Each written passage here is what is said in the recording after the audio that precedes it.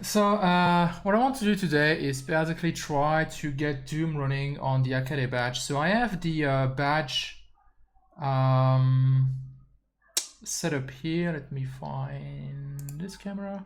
So I have the badge running here, and I also have, since it has an HDMI output, I actually set up HDMI capture for it so that you can see the video output.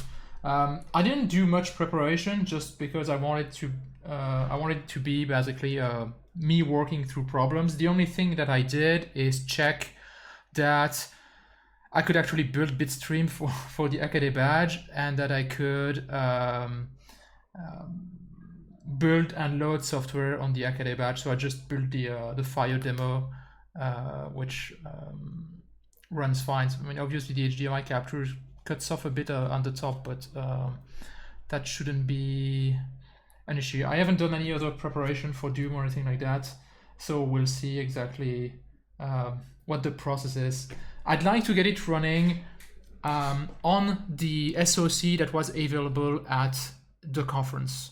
So I don't think I'll be doing much HDL, hopefully none at all, because I want to see basically, you know, if somebody at the conference could have ported it in a reasonably short amount of time to the SoC that we provided. So the SoC that we have in theory has everything I think we should need, because it's it has a frame buffer, obviously, and a screen that's 320 by 240, so that matches the DooM resolution, 320 by 200. We can just crop it. And it has enough RAM. We have 16 megabytes. Here we have two chips. Okay, this is super confusing. Here we have two chips which are PS RAM, which should provide enough RAM. And we have enough space on the flash for the data file, because we have 12 megabytes of space, so that should be plenty. So I think we have basically everything we need. So hopefully that will be easy enough. Of course, I'm saying that now, but I'll probably regret it in like 10 minutes or something. Yeah, so I want first to check that I have communication with the badge, that I can mount the file system and stuff like that. So let me actually just hide the HDMI capture, because it's not gonna show. Let me, how do you reboot? Okay, can disable this. So in theory,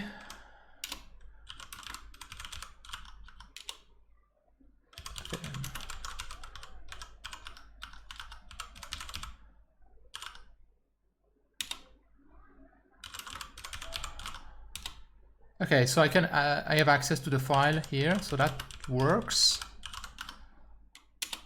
The other things that I need to have is basically have console access. So I have a couple of debug port connected on the back of the badge. Well, first I'm pouring the badge from a large battery, because the default AA batteries last for like 30 minutes or something. So I'm just using a large LiPo pack here. And also have a serial console cable connected here, so that I can see the debug output on Minicom, which is what I wanted to test now.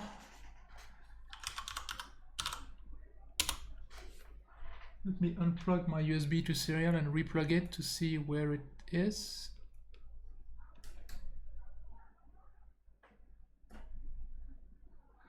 Okay, so it's /dev/tty USB 0. So does that work?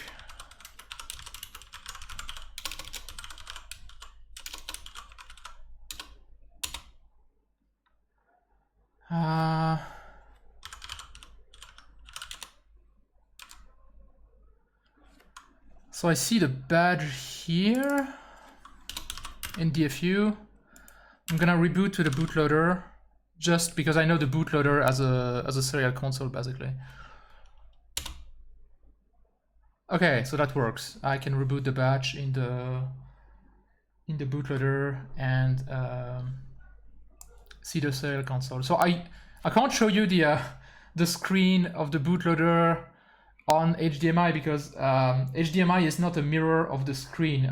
I mean, in the normal bitstream, it's a mirror of the screen, but in the DFU bootloader, the HDMI output isn't enabled, so it will show absolutely nothing if I enable it. Yeah, it just shows the previous screen, basically.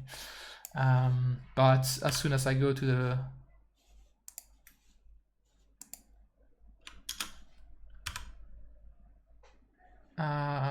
how do I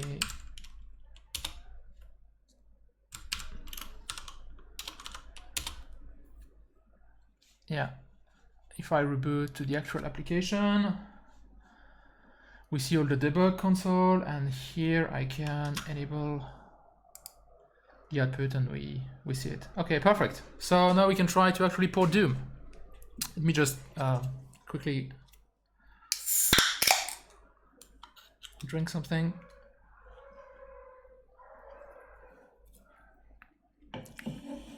So obviously I'm not starting from scratch because I ran DooM on the ICE40, which means I've already run it on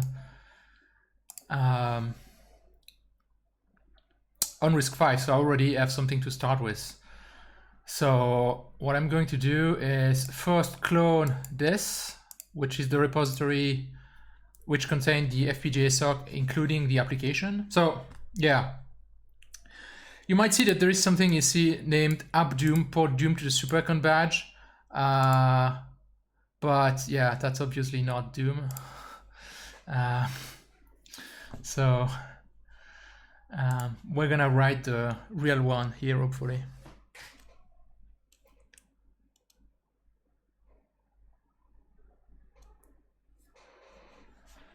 So let me clone that here.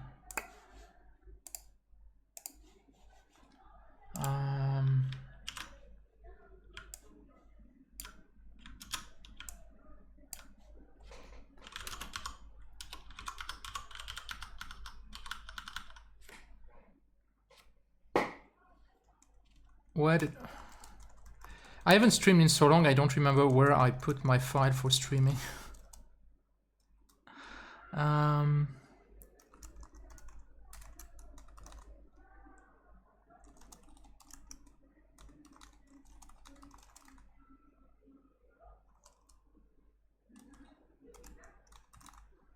Okay, well that will do. Data Hackaday. So that's actually the preparation work that I did, is verify that everything worked, and that included debugging a bunch of stuff, which wasn't fun. But no, I can actually get rid of all of that. I don't need any of those old tool chains, and I will clone something completely new here.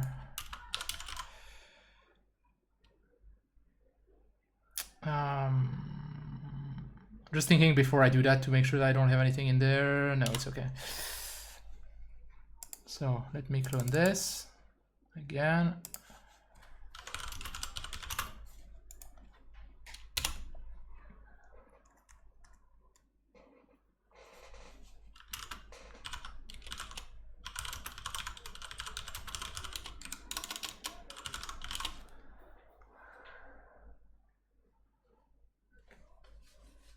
So we shouldn't need to rebuild the bitstream, so that shouldn't be a problem. The SoC that's loaded works, and hopefully we won't have anything to change in there. And then I'm gonna clone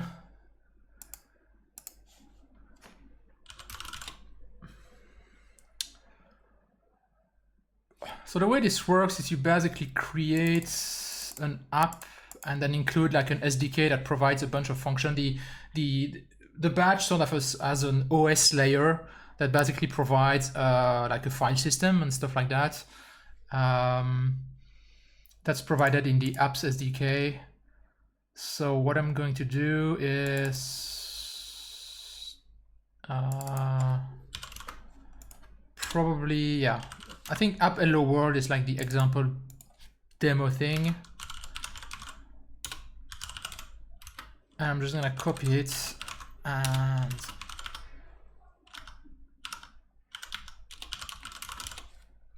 do this. Yeah, no, that's just nothing. Okay, and inside of here, I'm gonna clone the DooM RISC-V, which contains all the source of the adaptation I made for the RISC-V.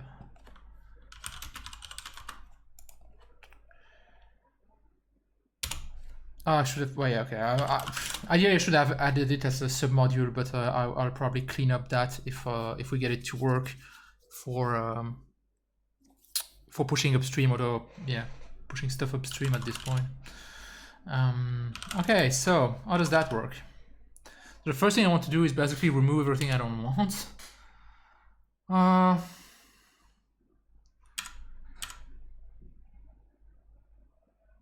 And just get the source building.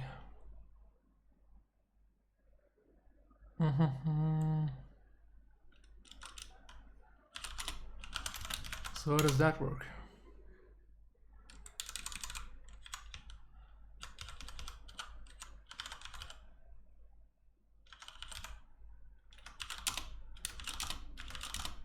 Yeah. Okay, so you can basically have it either scan and automatically include files, or you can specify explicitly the file that you want. We're gonna take option 2 here and specify what we want to build exactly, because not all the files that are in the source DooM tree need to be built basically. Okay, I'm gonna open a second console here. I'm also going to hide this and this so that hopefully you can see what I'm doing a little better. We don't actually need this at the moment.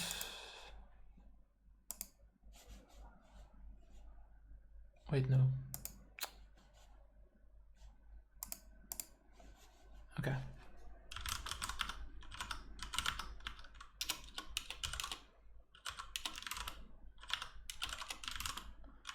Up, real DooM.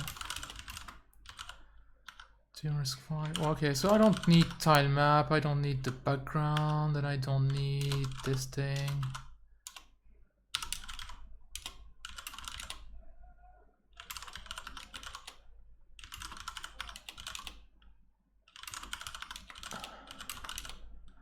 Okay, so here we actually have a make file.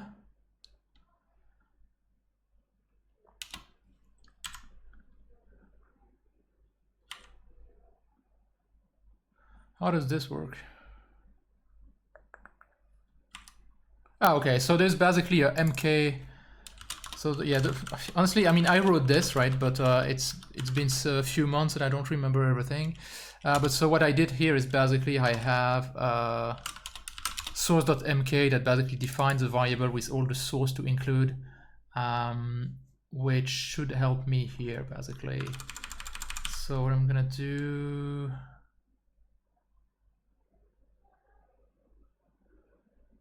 is include DooM RISC-V. Do you need quotes? I don't remember.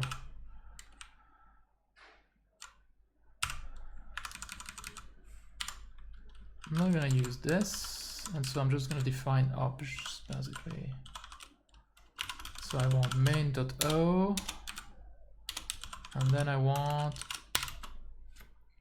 all the sources with the suffix replaced from .c to .o. Well, that's gonna be easy. Anybody good at make file here and remembers how this works? So I know I can do add prefix DooM RISC-V 5 SSE.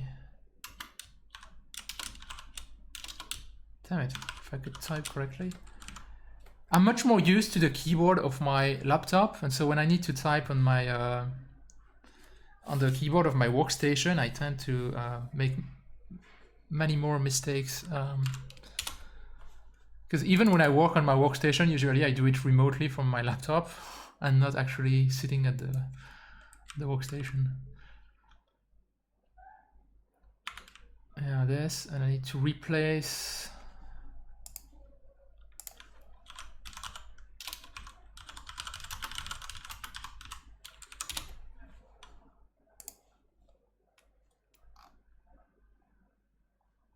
Yeah, that's it.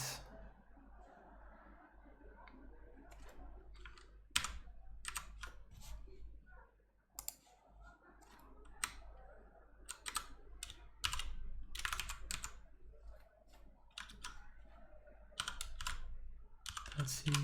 Oh.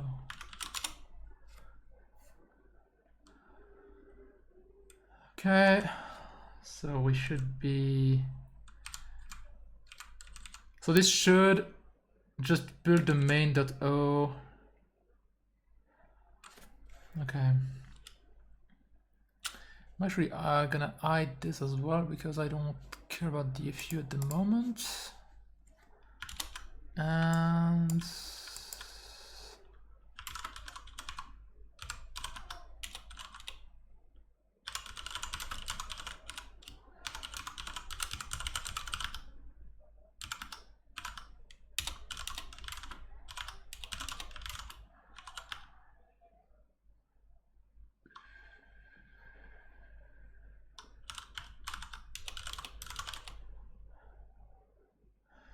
well, that's a great start. DooM RISC-V, SLC,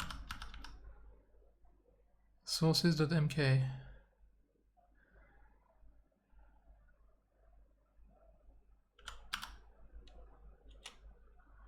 What now? Ah, let me guess, I don't need quote.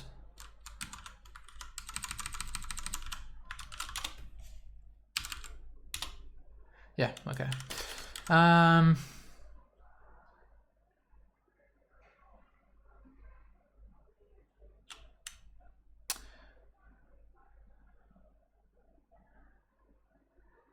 Yeah, that's fine. The main. So basically here it's just trying to build a source, which obviously fails. Oh.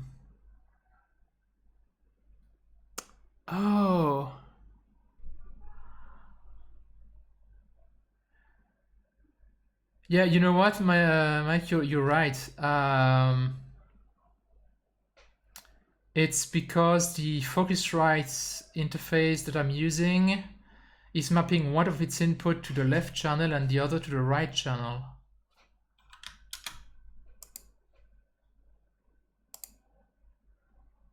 How the hell do I change that?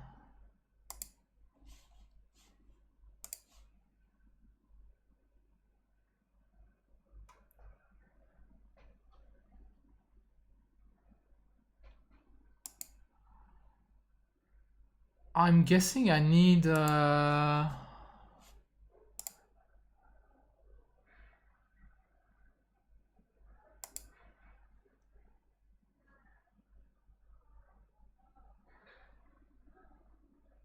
advanced audio property in OBS you can select mono. Yeah, okay.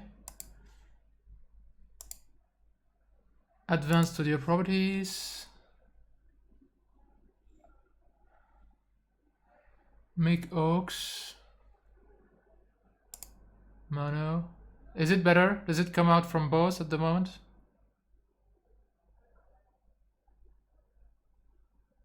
Perfect. Okay. Yeah. Thank you for noticing. Yeah. Too bad. Yeah. I see now the both bars are the same level. Yeah. I should have paid attention to that. But good to know for future streams. Okay, so it basically dmain is like, well, you know, like it says the main function, and I actually don't really want to include it at the moment because I even have slightly modified version here. And if I look at the make file that I used in the ICE40, I actually filter out the main because we really want a different one. So I'm gonna do the same here and not build it for now. The moment I would just like to get most of the stuff built and compiling and doing nothing, just have the code there. Yeah, see, like that. Most of the stuff built.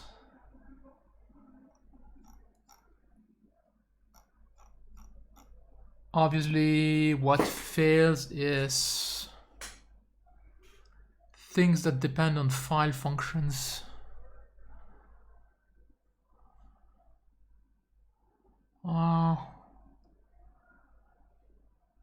Storage size of file info is not known.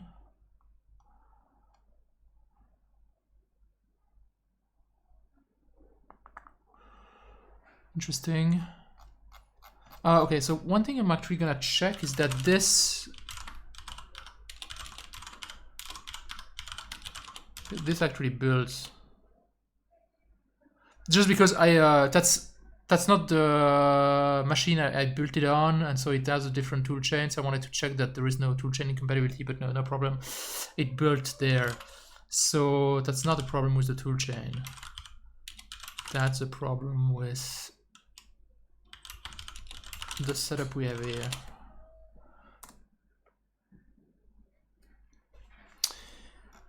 Okay, so I'm just gonna leave out, well, I can't leave out WWAD because WWAD is gonna be needed.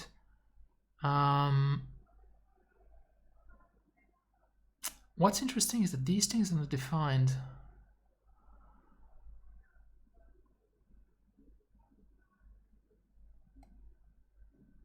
So what is it complaining about? It's really read-only and O binary that it doesn't know.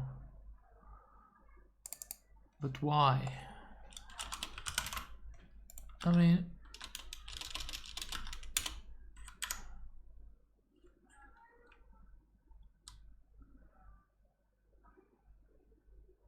oh yeah, okay, no, I know. That's what I need to check.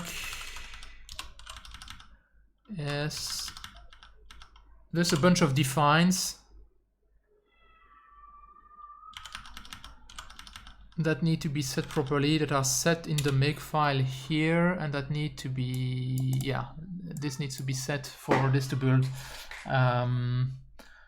So now the question is here, or do I set C flags in this? If I do just this, will it work? I'm not entirely sure.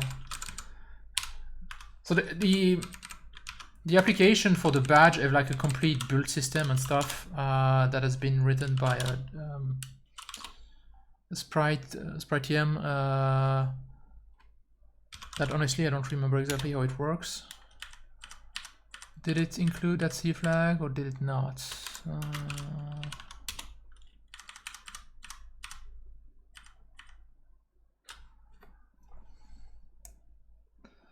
So most of the stuff here looks good, but yeah, see, it didn't include that C flag, which means I need to somehow figure out how that build system works. And if I can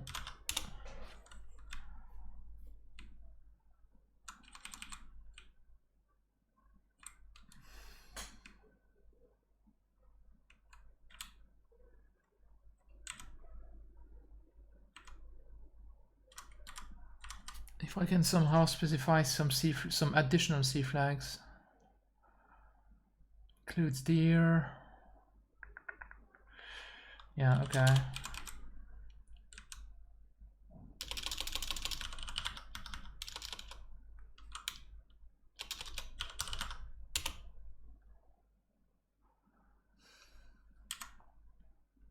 Okay, so this basically completely overrides all the C flags that I can give him, but I can add them afterwards, basically.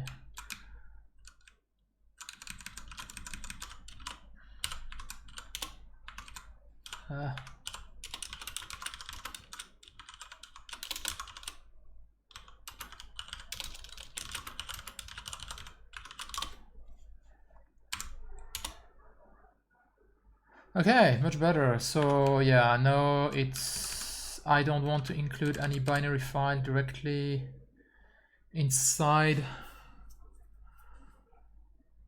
I don't think I want, at least.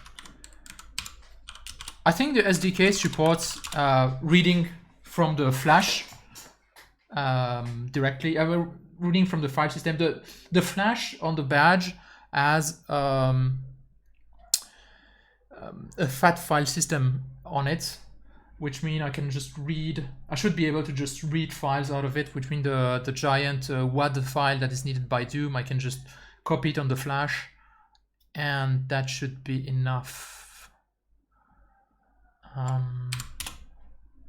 Okay, and now it actually built. I mean, it built. It didn't link because it finds a bunch of references that it doesn't know, but most of them I can fix. So yeah. So I'm just gonna look at the main.c and remove everything I don't want. So yeah, these are the files that are in theory like directly included in the thing, which I don't care about. I'm just gonna comment everything and just uncomment if the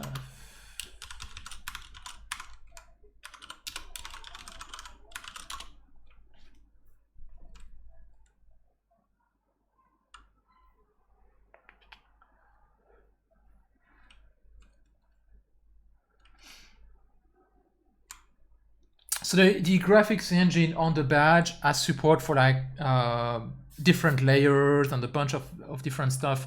We don't care about any of this. The only thing we need is a frame buffer memory, and that's this thing, and we can we should be able to double buffer it or just copy to it, and the frame buffer resides in memory, so that's fine.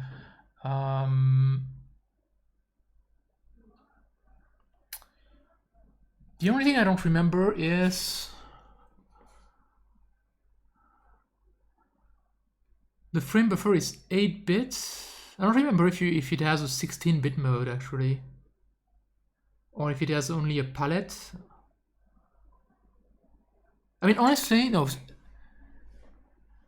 I mean, 8 bits is actually perfect because DooM runs in a 256 palette mode.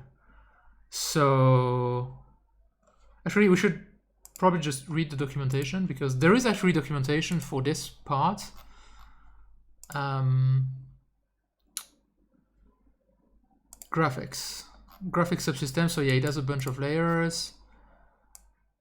Okay, the data of graphics is stored in an index format. The pixel is defined with an index of only 4 8 bits. Okay, we're gonna use 8 bits. 256 colors, that's fine. And the graphic now use a palette lookup consisting of 512 32 bits of GFA. Okay, that's perfect.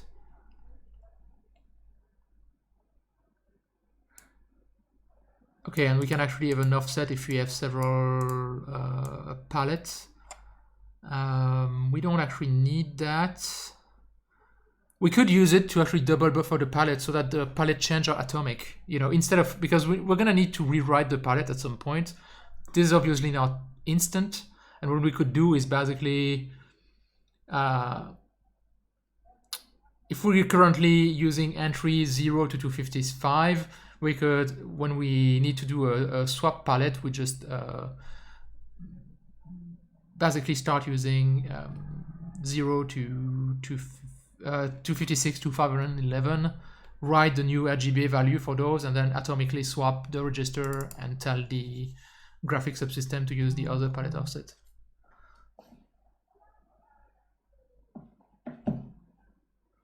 But that's maybe looking a little too far ahead for now.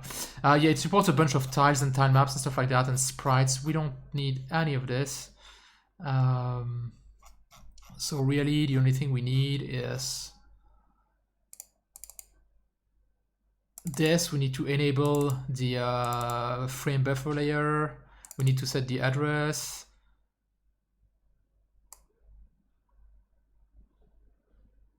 we need to set the 8-bit mode, and we need to set the palette entry offset for the pixel can be set by writing bit 24 to 16. Okay, so that's the another register. Okay, well, that's clear enough. At the moment, I'm not gonna focus on graphics or anything like that. The only thing I want is for the thing to build, and hopefully load just load the game engine. That's how I did for the Ice4D, is that I basically didn't have any like input whatsoever, controls or anything, and I didn't have any graphics output, but I did have the console output that told me, okay, like the WAD file has been loaded, the demo is starting, and it's actually running, that kind of stuff. That's what I want to get running first, because that depends on basically nothing. The only thing it needs to do that is the ability to load the data file, and the rest is pretty much dependent on nothing else. So that's what I want to get running first.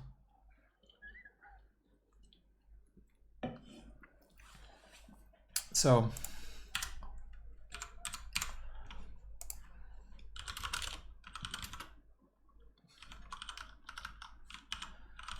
do I have a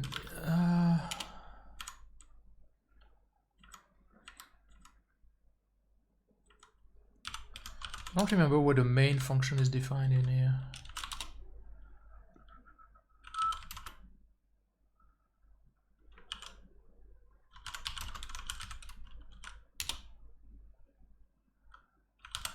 Okay.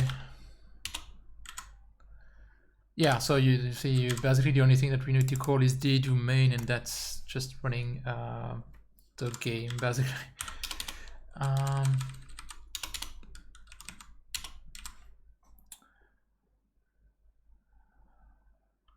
Wait, the frame buffer is 512 by 320? I thought it was 320 by 240. What is the... Oh no, the LCD is 480 by 320, so we're gonna be cropped. At least at the beginning. I thought the LCD was 320 by 240 for some reason. It's actually a bit larger. But anyway, we can do resize after, it doesn't matter.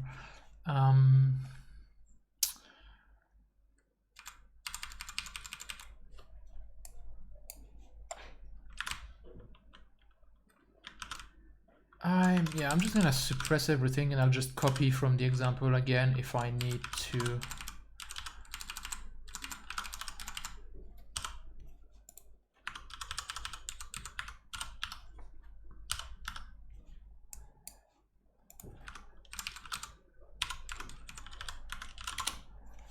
Okay, so how does that work? DooM def, yeah, it doesn't include, which makes sense because I need to add include this in there. So include deers.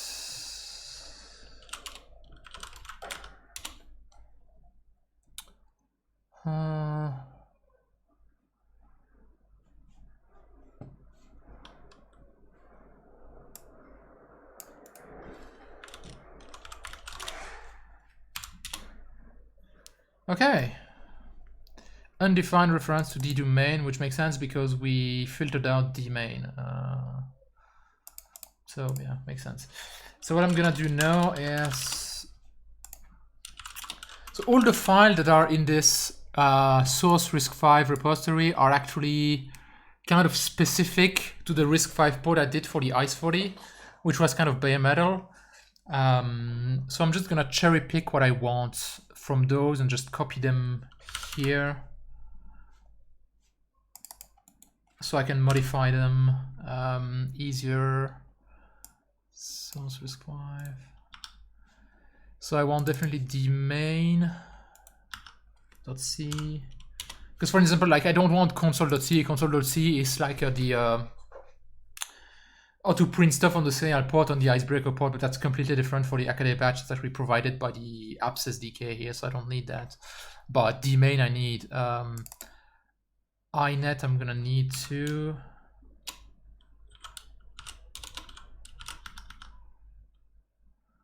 Actually, I'm gonna copy all the I thing. And I'm gonna copy S sound, let's see.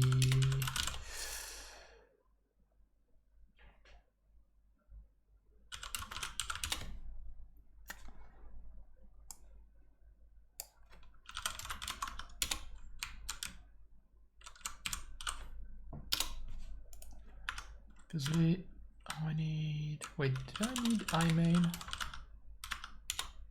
No. Oh. Well, yeah, actually I can.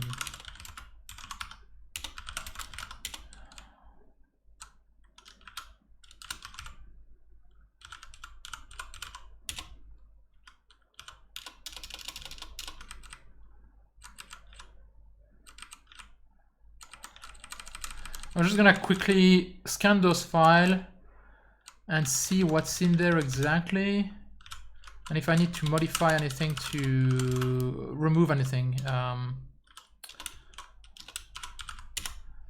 So that's the dmain. In theory,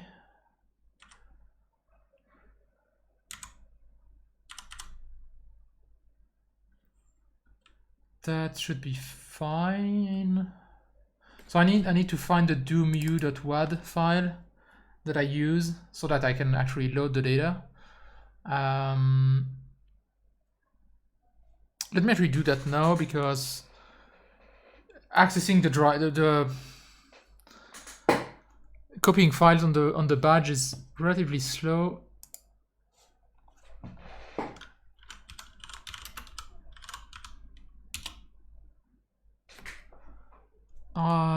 I need to search my laptop to see.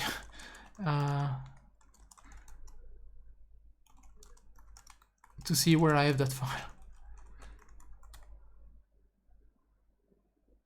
Perfect, I can't find it.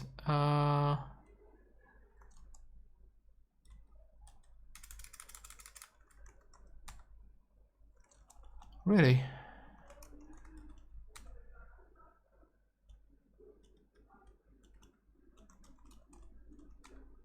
Okay, never mind, I found it.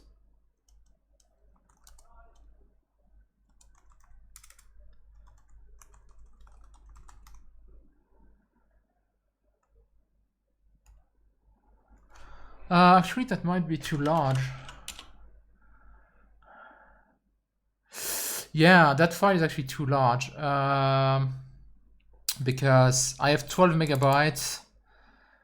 The flash is 16 megabytes, but only 12 megabytes is allocated to the file system, and that file is 12 megabytes. So I need like a slightly smaller one. So I can probably just take doom.wad or doom1.wad.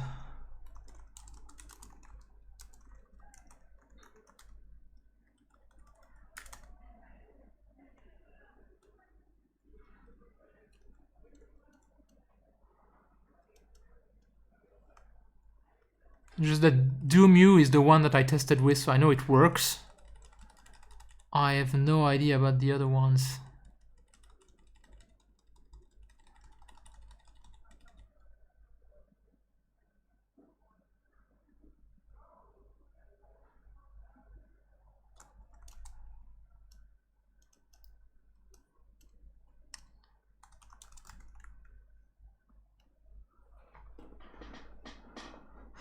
Yeah, it never gets old. Okay, doom.wad is actually, okay, I have doom1.wad, which is 4 megabytes, so that should be perfect, and it's one of the one that's supported. That should be the Shewa one, which is fine.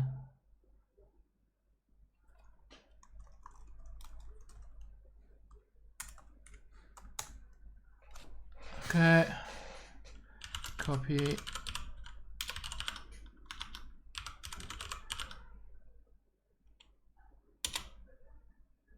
Yeah, that was instant, but this. We're gonna take a while.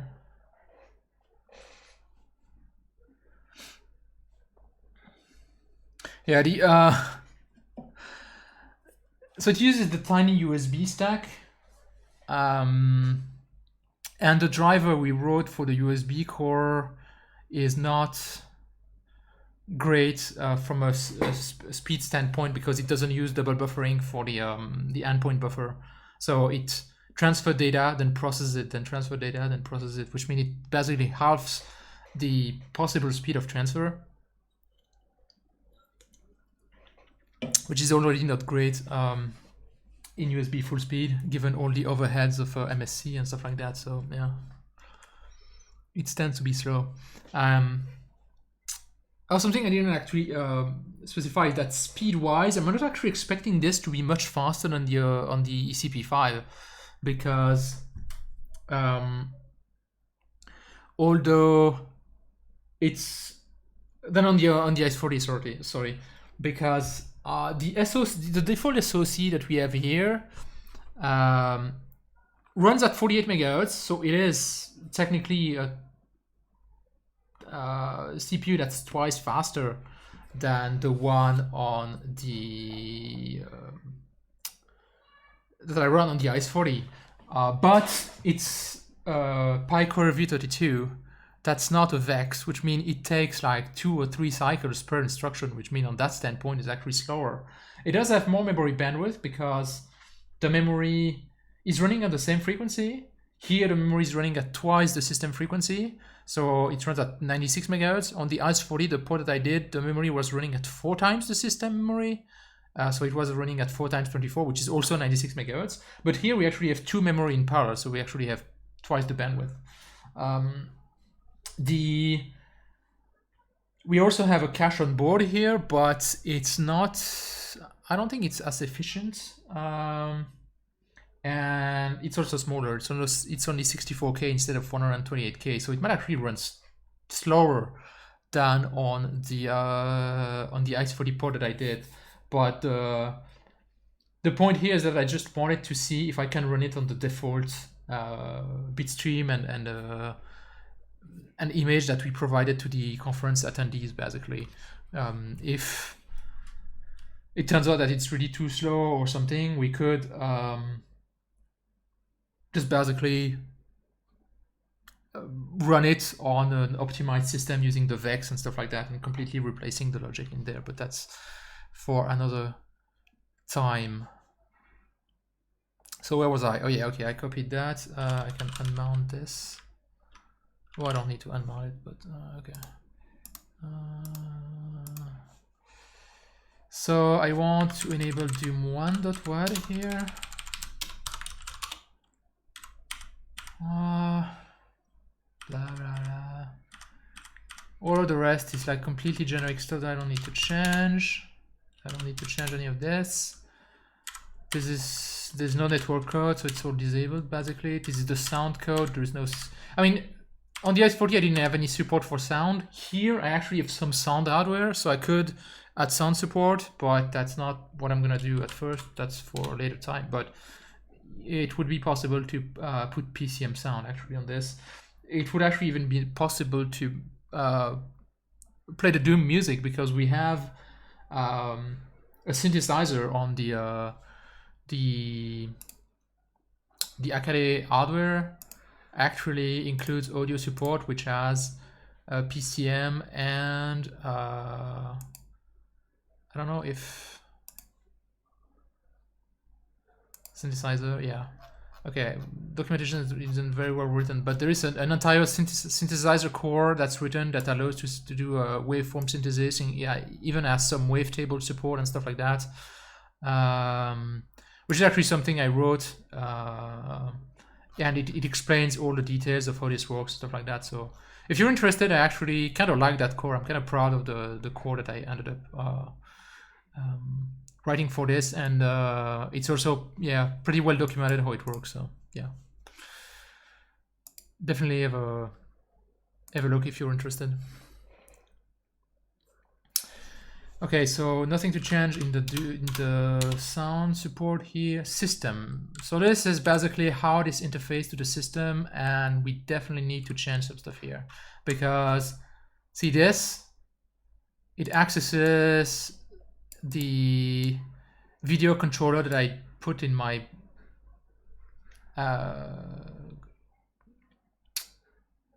ICE40 port, which obviously doesn't exist here, so that needs to be replaced.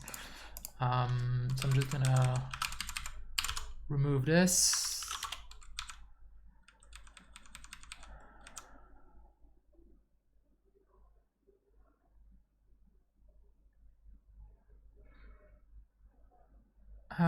Yeah, this is basically a measure of the time. This is the input. Okay. So I need to remove this. I don't have anything here at the moment. iZone base is... Okay, so the way DooM memory management works is that it doesn't use malloc. It has its own memory management system, and we basically just give him a chunk of 6 megabytes of memory here, and then it manages it internally. That's what this does basically, and that's good enough. I think I have a malloc implementation inside the apps SDK, so I can perfectly do that. That will work just fine. Get time is something that I need. It's basically the way DooM perceives passage of time, and it needs to be incremented every 1/35th of a second, because the DooM native tick rate is like 70 Hertz and it only updates once every 2 frames. So I'm gonna need some kind of a time base. I don't know if the SDK actually provides a time base. That's a good question. Do I have a time base in there? Damn it. I can actually have a look in the documentation.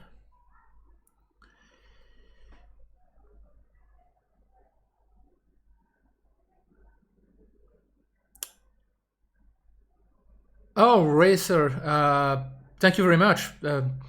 I didn't even know I had subscription enabled. But thank you. Oh yeah, no problem. For the red panel, sure thing. So do we have a time base in here? Apps dev, okay. How do I create an app?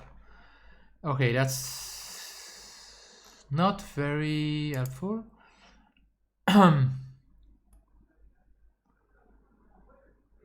Is there... Okay, so basically there is no documentation whatsoever. Great. Outstanding. So let's see if we have a time base. I think we do. Not exactly sure where, but some applications have some notion of time, right? So how does that work?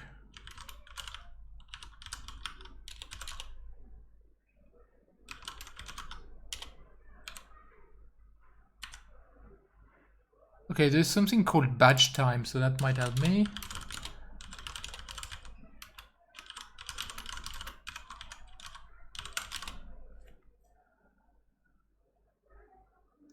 Yeah, batch time.h, okay, perfect. And where is that?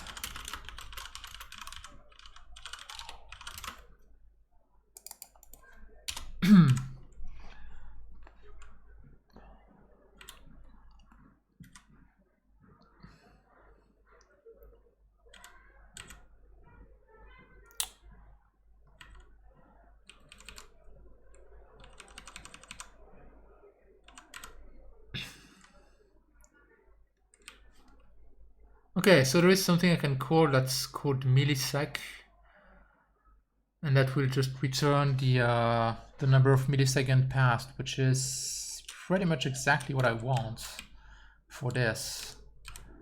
So I can just do return millis, and I need it every 35 hertz, which would be, oh, I'm gonna screw this up, right? How many milliseconds is there in?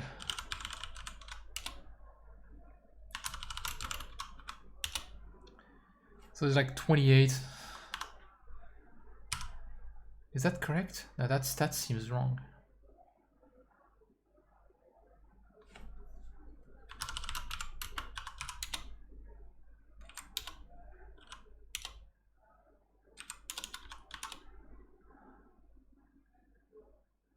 Yeah, no, that seems correct. Okay, I'm gonna do 29.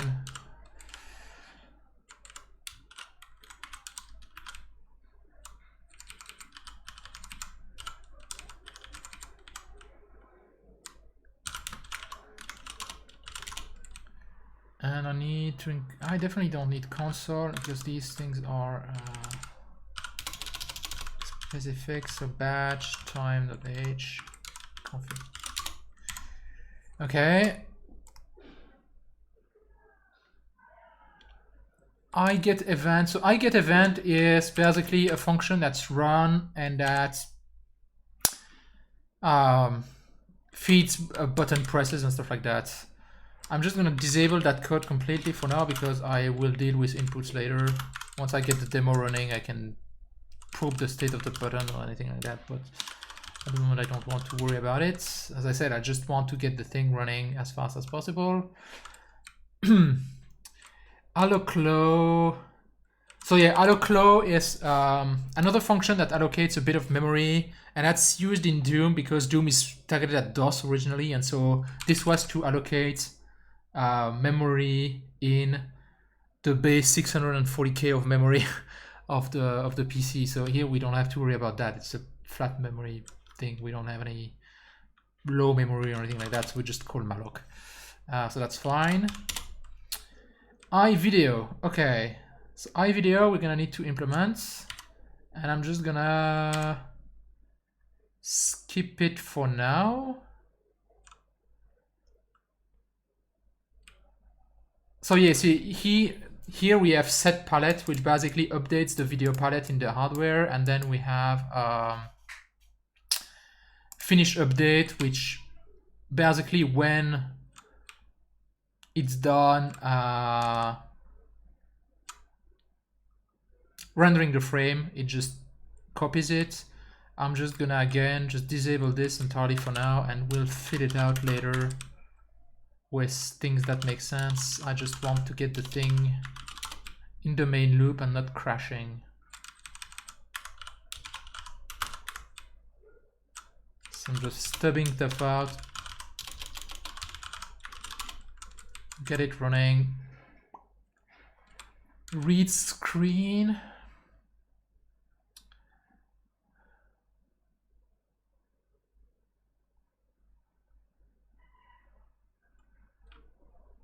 So wait VBL, yeah, it's a wait for the vertical blanking to synchronize inputs. We don't care yet. So read screen is to read back what's currently displayed on screen, and that's used by DooM to do their like their weird effect where the screen is you know, like shifting down.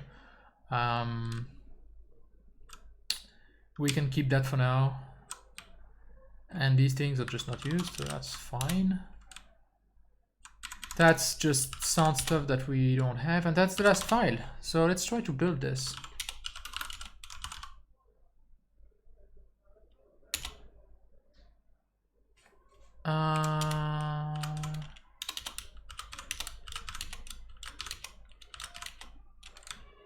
Yeah, this doesn't exist here.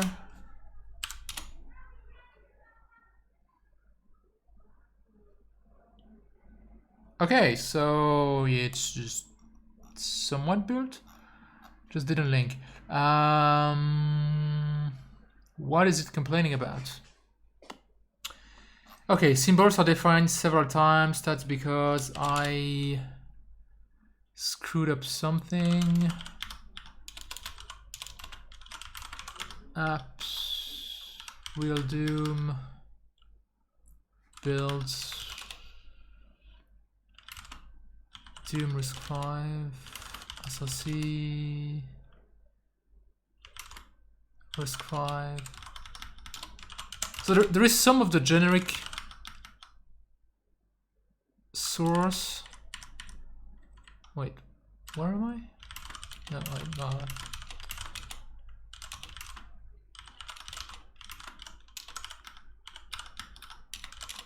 There's some of the generic sources that in theory you don't need to change, that here I have actually stubbed out just to speed things up. And so in the make file I probably have somewhere where I actually, yeah, here I exclude the sound system because I provide a stubbed out implementation, which I need to replicate here in my make file. So the reason I do this is because even if you don't have sound output enabled, it will compute all the sound effect and you know, the balance left right, and if they should be heard by enemies or not, and if you should hear them, and like the direction the sound is coming from, and all that kind of stuff. And that actually took non-negligible time on the IS-40 for nothing, because I didn't have any sound output, so I just stubbed out that part as well.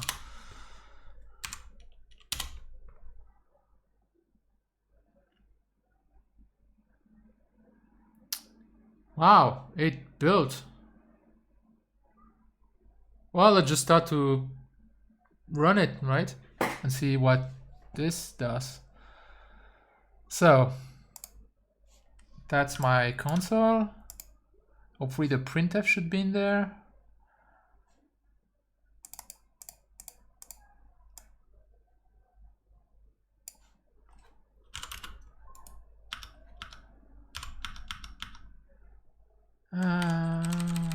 CMC.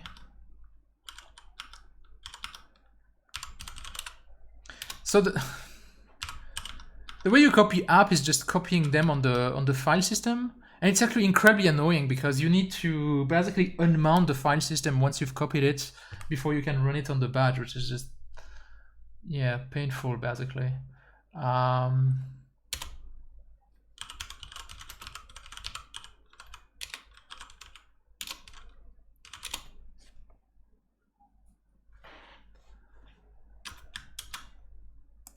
Let me,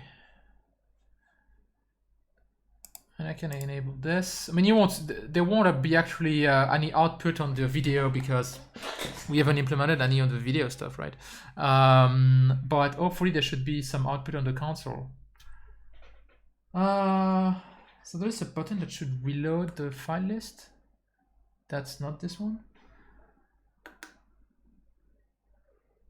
Okay, well, that one. Okay.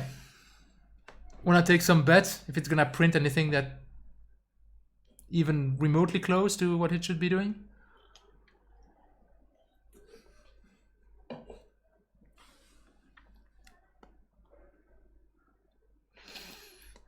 So let's go. Wait, is that select?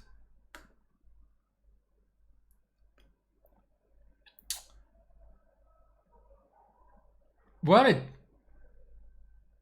did something. It did basically what I expected it to.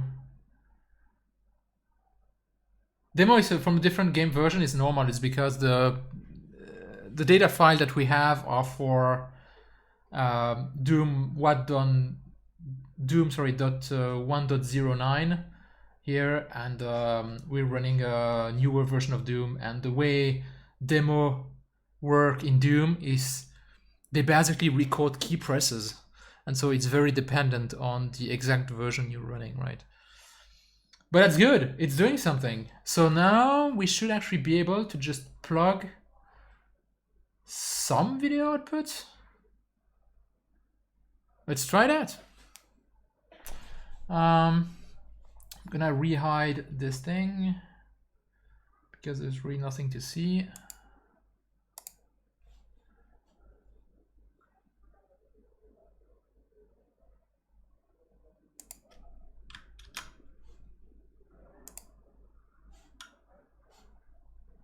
Oh, the one thing I don't know is how to quit the application though. So I haven't implemented quit. Okay, so I need to shut down and start it again.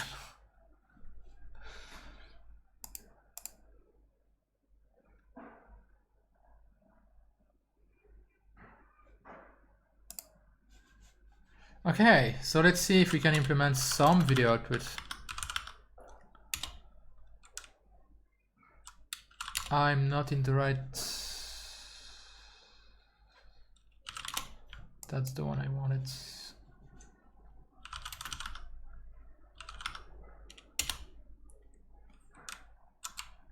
Okay.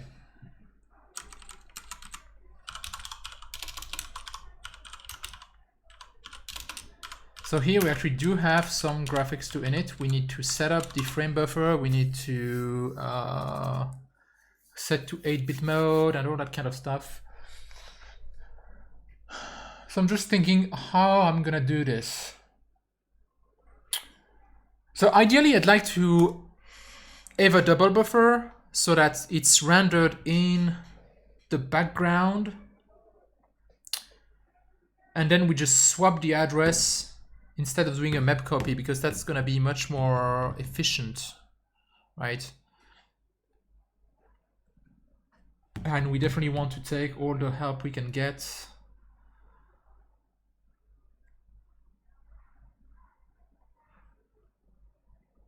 So yeah, okay. But I'll probably just start off with a mem copy just from ease and then switch to double buffer. I'm just gonna look at an example of application that uses this, like the Hello World, right? And see how exactly they did this.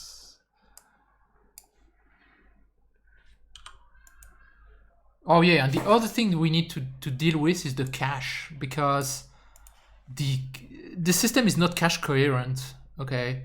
Which means that the CPU is gonna run the pixel out to the hardware, but when the GPU engine on the badge is gonna try to read them, we need to make sure that we actually flush them to the actual memory, because the graphics engine reads them not from the cache, it reads them from the memory directly.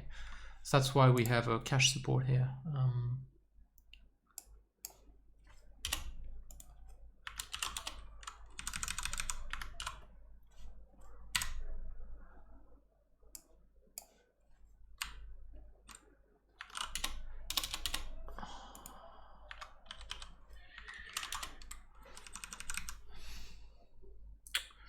So the problem is, I think the,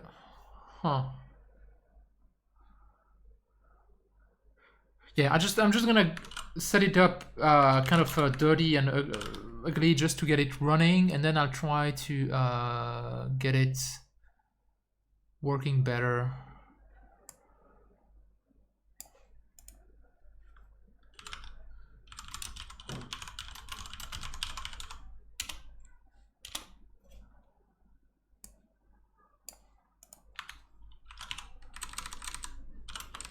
Because I don't know, DooM manages, if we look here, there is this screen 0, and basically DooM maintains, I think, 5 different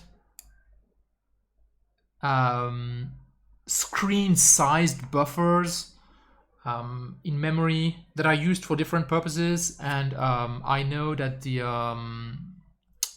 screen 0 is basically the final one. And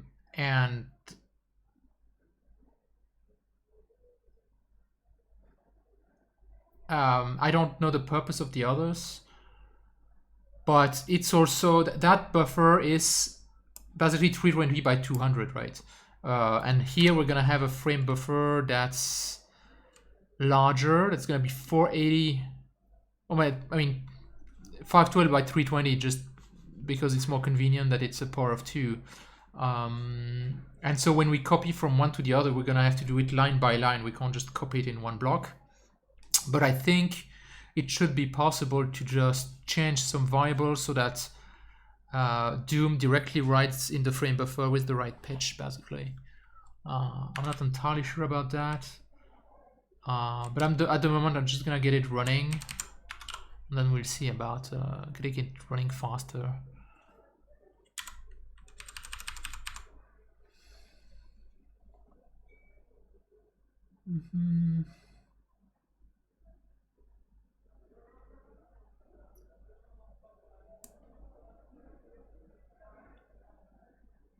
Okay, so this setups the... So the first one is basically setting up the offset in the palette. Here we're just gonna set 0. We're gonna start at palette 0. And then the other is the pitch in memory.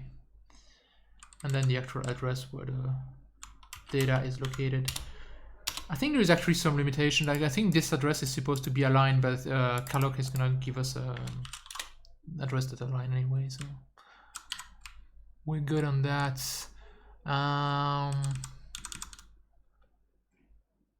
So yeah, this is what we need every time we do a memcopy. Just gonna save it here.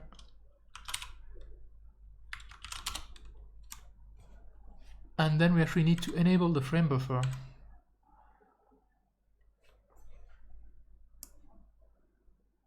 This.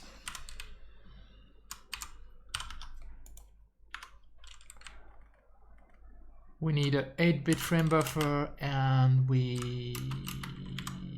that's it. We need an 8-bit frame buffer. We don't want any other layers. So we need to handle the palette update. So every time they send us a palette, we need to write it. So how does that work?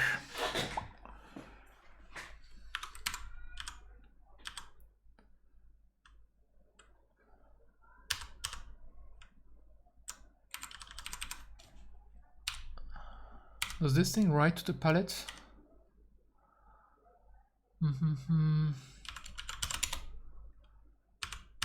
Only one mention of the palette. Did the documentation mention how to write to the palette? Layers, colors, blah blah blah. Then I can have it by as GFX pal. As even more entries than the pixel can. Okay. I want an example of how this is used. Okay, so that's just basically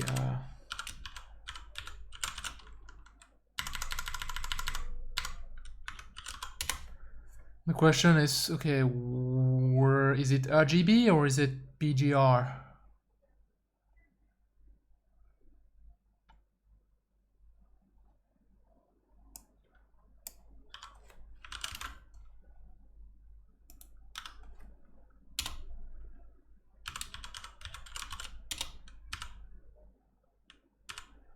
Well, that's not helpful.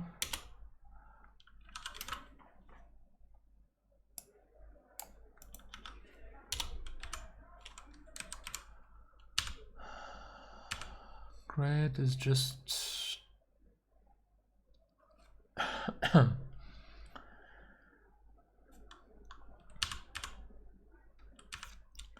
well, you know what? We're just gonna assume that it's RGB, and if it's not, we'll see it soon enough. So this should be good. And so here we need to copy for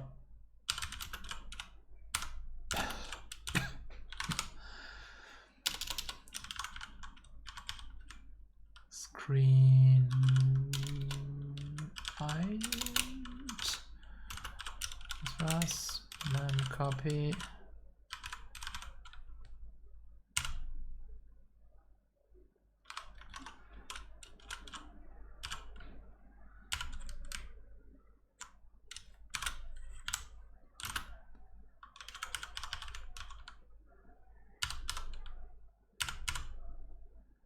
Okay, and so here we need screen width.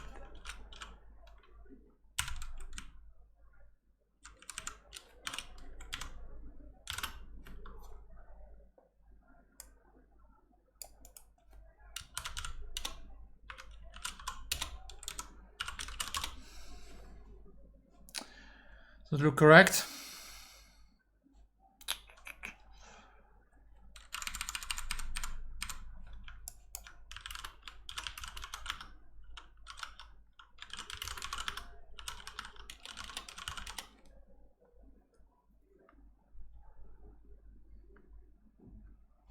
Well, it built, so it must be correct, right?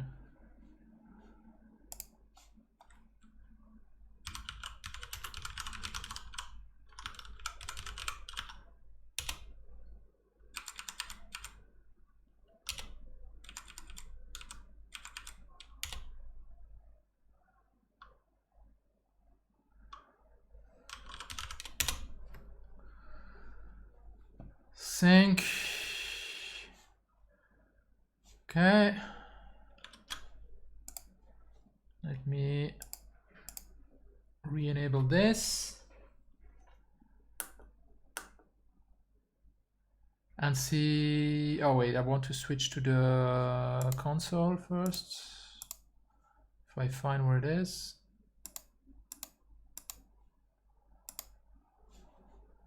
Okay.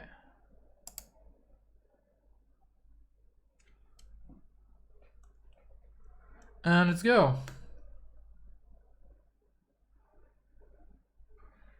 Well, it did something.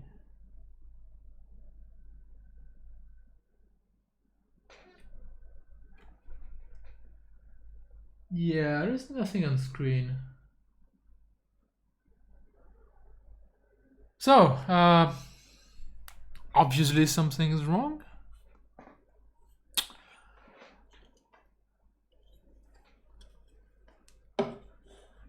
What could it be?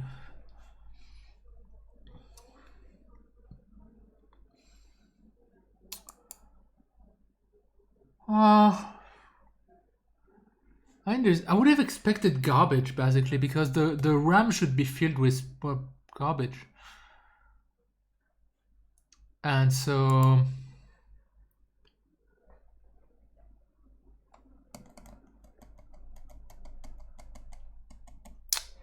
yeah, it should have displayed garbage basically.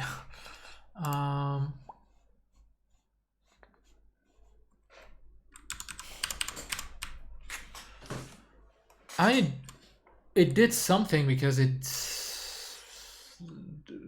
graphics changed, right? So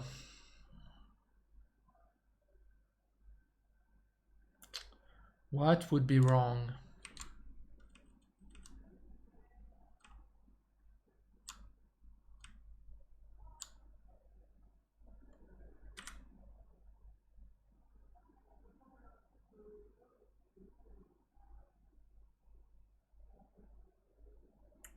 Anybody has any idea? Just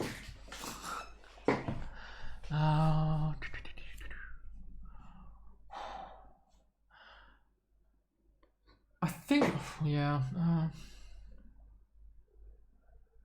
There was a GDB stop written for this that should allow GDB, but I don't have that set up here. I honestly don't remember how it works, so I think I'm just gonna do the good old printf debugging.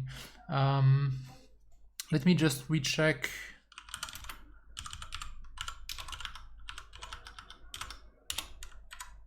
If I didn't forget anything obvious here.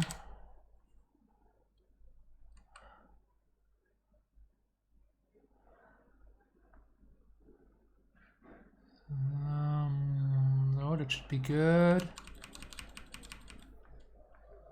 That's not needed. That's for the tile map. That's the cache flush. We did it. That's for the thing. We did the palette offsets. I didn't set a background color, but that doesn't matter.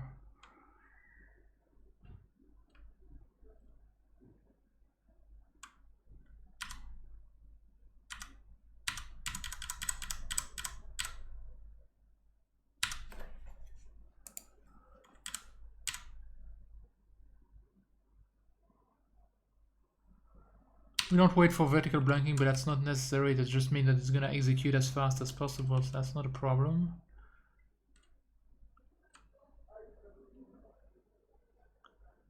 We copy data from screen 0, which is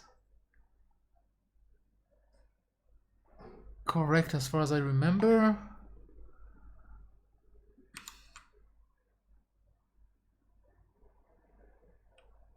So one possibility is that we got the palette just wrong and then it just renders nothing, right? I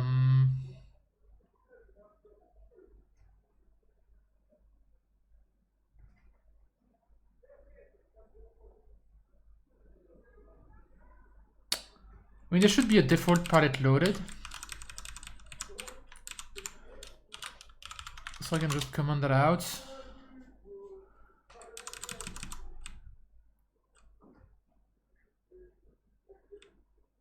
And I am actually gonna edit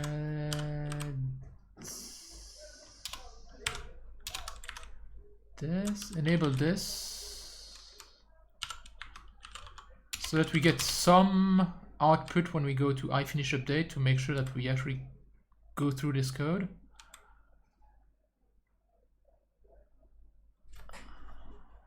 And try that out. Okay, I need to reboot the badge.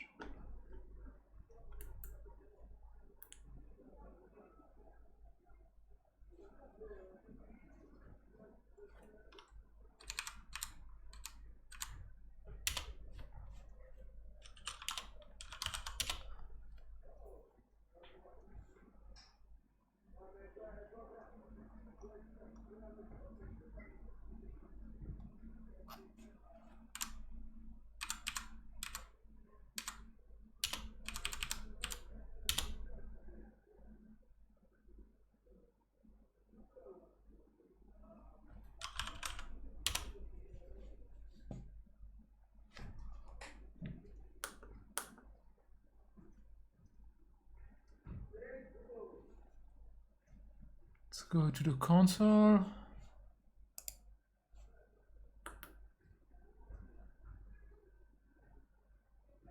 Okay, so the problem is the palette, because now we get actually some, well, crappy video output, right? Because, but we get a video output.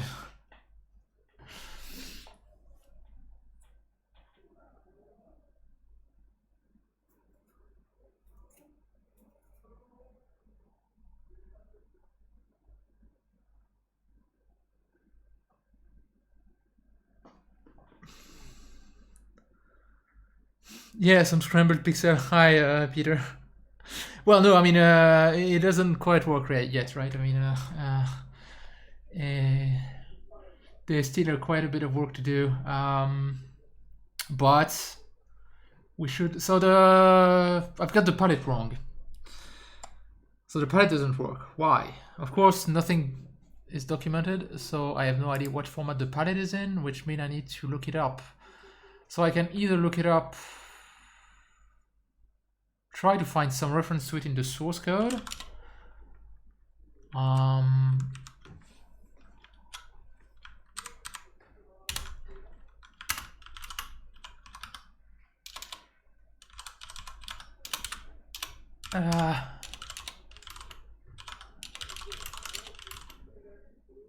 Or I could, let me actually try to find it in the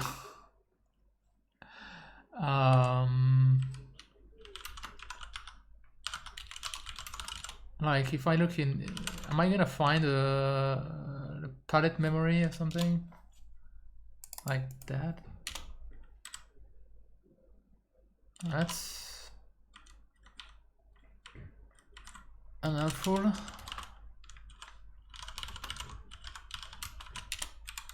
It's not how you write palette. Is it 2T?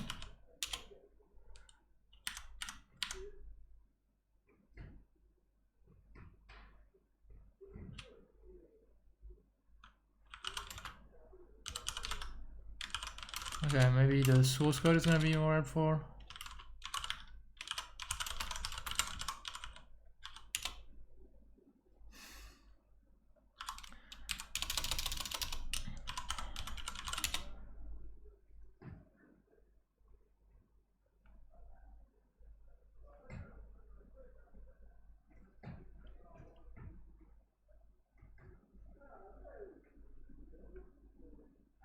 Oh, wait.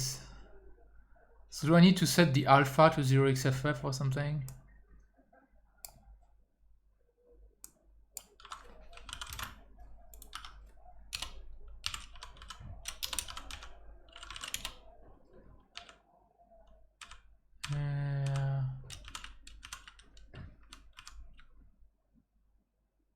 Oh, wait.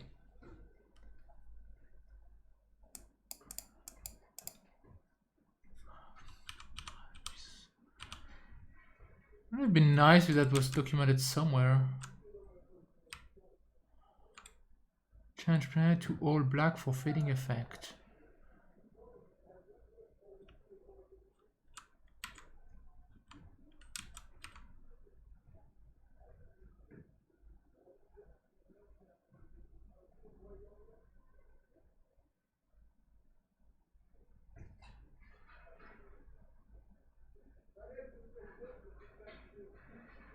What the hell?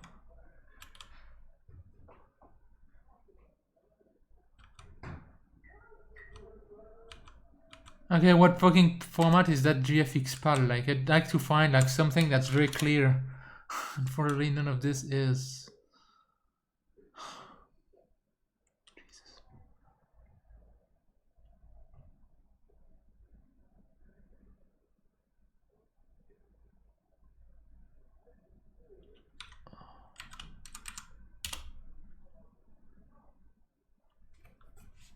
I think there's some documentation, but no, there's not.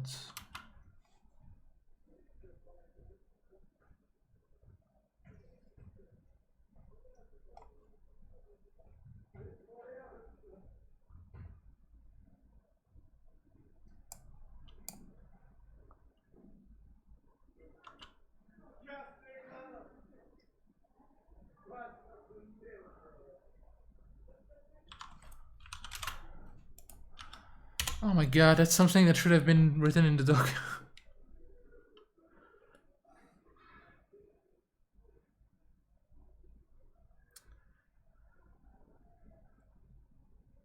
Oh, thank you for the subscription, Peter.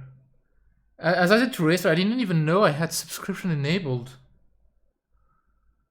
I thought you had to like enable that like explicitly somewhere. I don't remember having done that.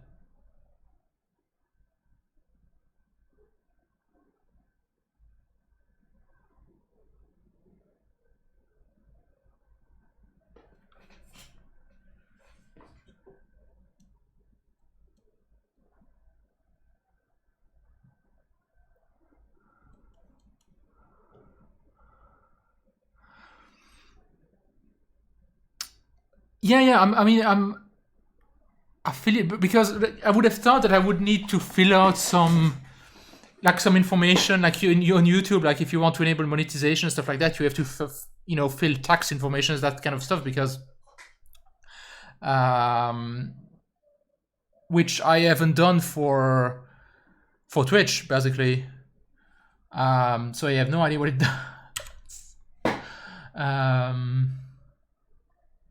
And I didn't think I had enabled any kind of monetization or ads or anything like that, but maybe you don't have a choice, like it's just you just always have ads. I don't know. I must admit that I at the moment I've just used like Twitch as a convenient place to stream, because I couldn't stream on YouTube because I didn't have when I started the number of subscribers to have live stream and that kind of stuff. And I have not looked at all into how Twitch works basically. Okay, yeah, then then I probably don't have to worry about it for a while. Okay, so how the hell does the palette work? It's insane. Okay, maybe in the header. Okay, this should be defined in a header, right? GFX PAL. There should be a header defining that somewhere.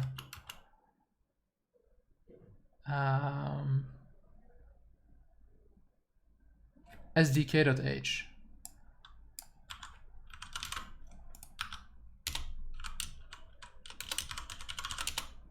And of course, there is not a single line of documentation about the format. Awesome. God, come on.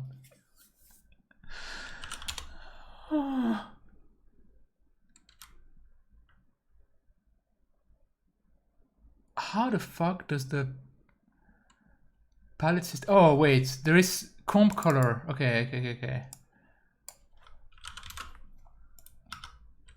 Wait, didn't you write fire.c, by the way?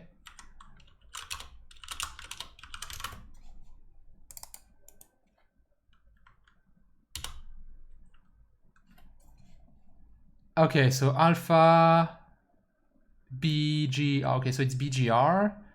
Okay, and the alpha need to be 0xFF because, of course.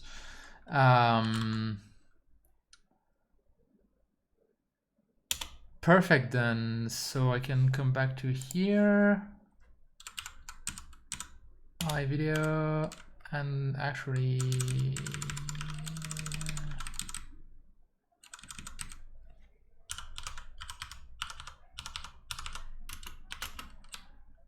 It's gonna be BGR.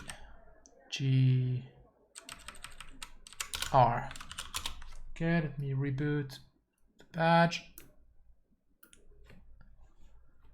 Build. Okay, I'm just gonna make a quick single liner because this is gonna quickly become annoying typing it each time, and at some point I'm gonna screw up.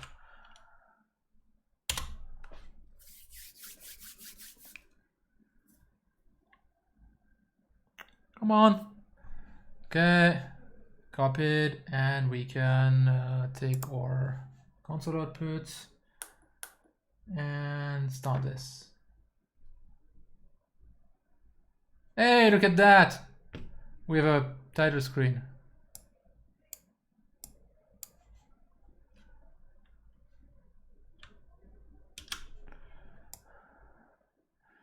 Of course, no, because of the demo is from a different game version, it does not actually play the demo. So I'm just gonna disable that check. The demo is gonna play like garbage because it will, but at least it will this show gameplay basically.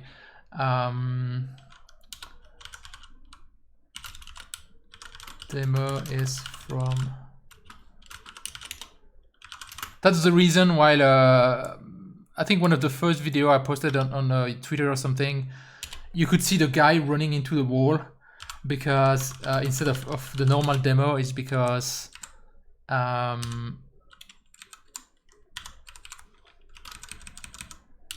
commanded out that check.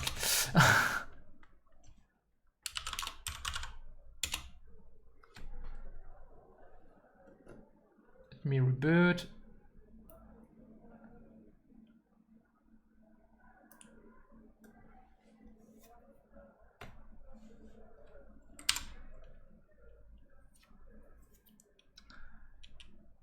Yes.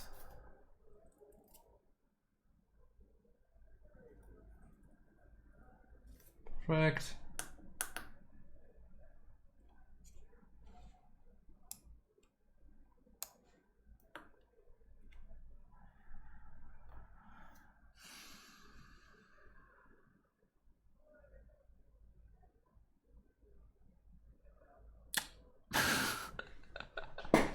Huh. So yeah, apparently the gameplay doesn't work.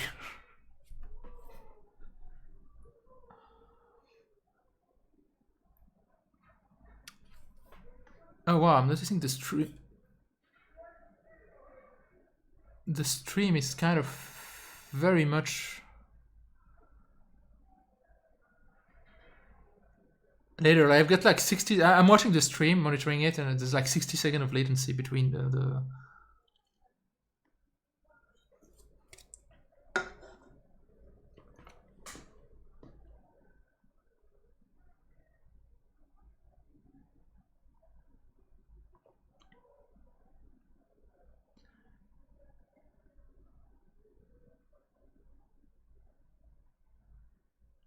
Okay, maybe I should actually try to reload. Maybe it's just my stream locally that's more delayed. Yeah, I'm watching on my laptop just to make sure that the screen is gone. So anyway,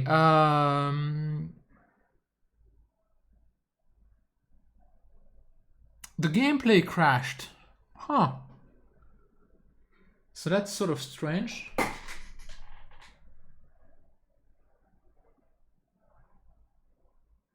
Why?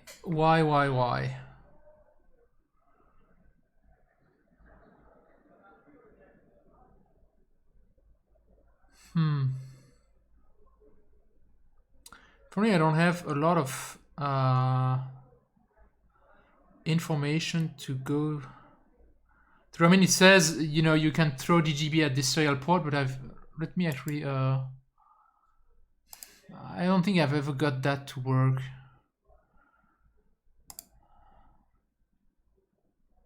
That's not really helpful. No. Just wondering if there is some information about how to use GDB.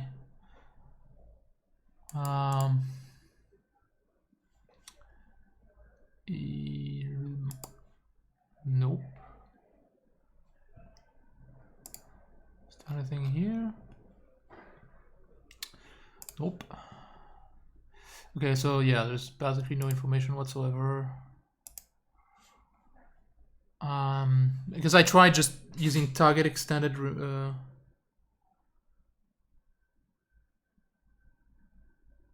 Oh yeah, indeed. No, I see that the stream is much more in sync. So it was my my local thing. So yeah, it crashed. Huh. It's a bus error. So it basically tried to access an area that it shouldn't have and got caught by this. I mean, I can try to attach GDB, but I don't think it's gonna work. So if I disconnect this and then just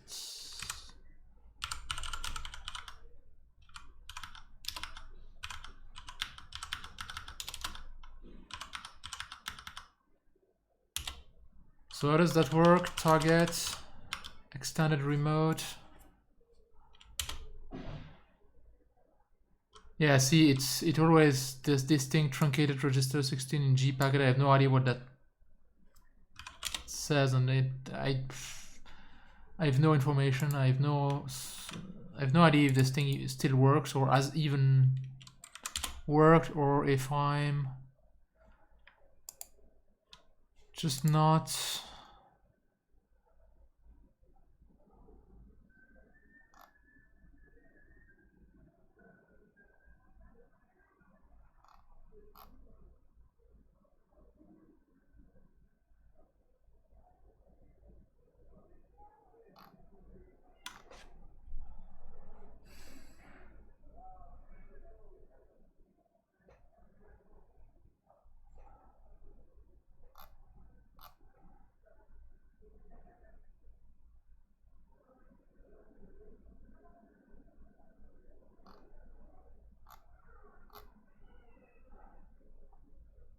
Yeah, so basically I have no idea how this thing works or if it even yet supposed to work, so I can't really use GDB. No idea. Okay, so let's just reset.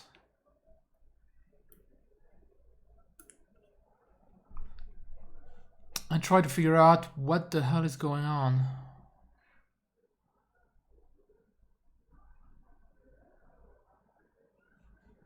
Let me hide this. Okay.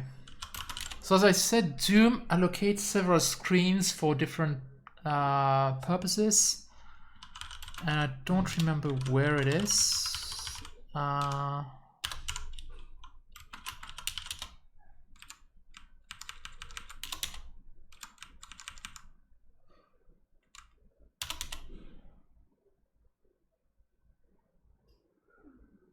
More importantly, where they are allocated.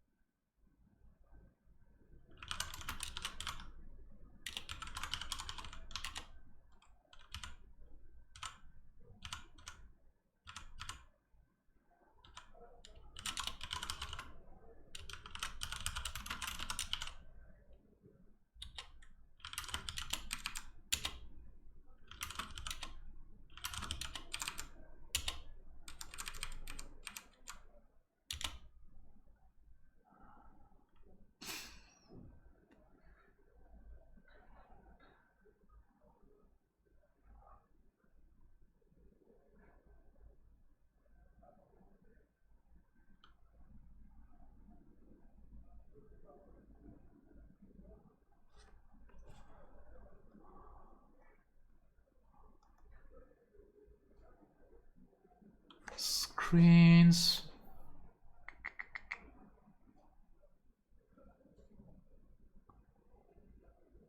See these screens 3, screens 2, that's the screens that have different purposes somewhere. I want to know where they are allocated memory.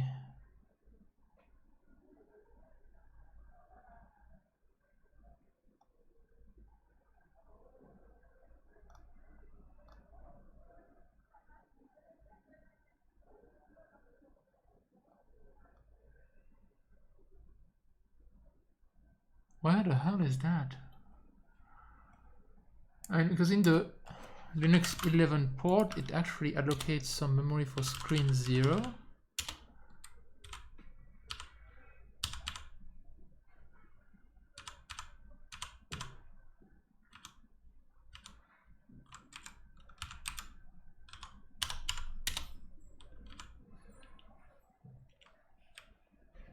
Yeah, see here, it allocates some memory for screen 0, but not for the other. And in my... Oh wait, I'm already editing this somewhere else? No, I'm not.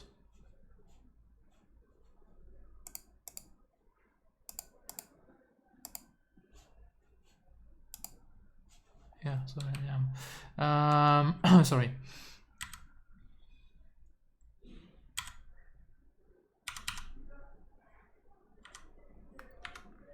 So where do these get allocated? Basically, that's what I'm wondering, is where the fuck is screen 0 allocated and where are the other allocated? And at the moment I don't see it. Okay, let me actually hide the badge video output because we don't need it at the moment.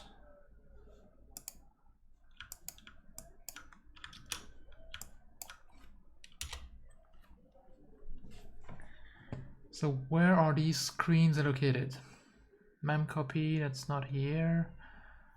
It's obviously not here.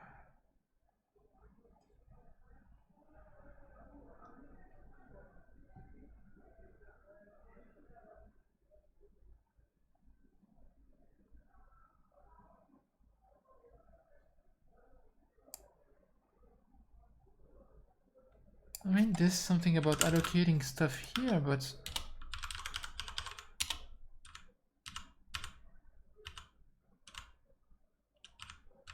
see, it defines the pointer, right? But what initializes those pointer? That's what I'm wondering at the moment.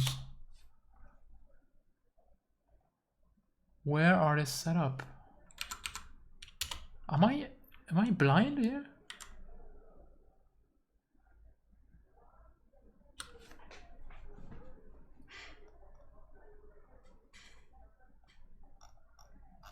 Like, it's not no initialization there, no initialization here. That's just definition.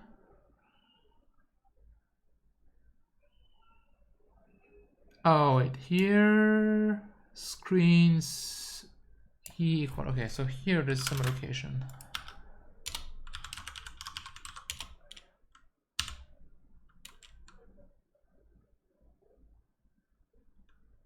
Not here. Okay.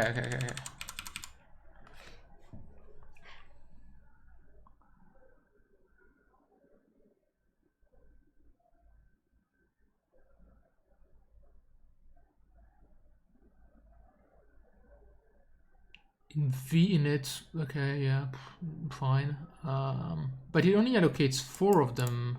It doesn't use the 5th one? I guess not.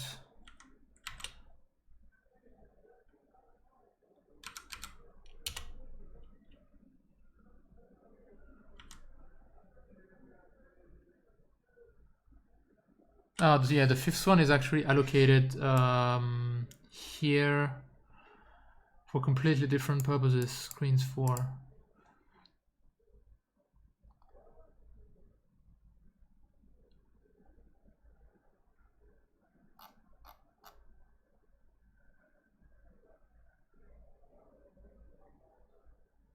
So never mind.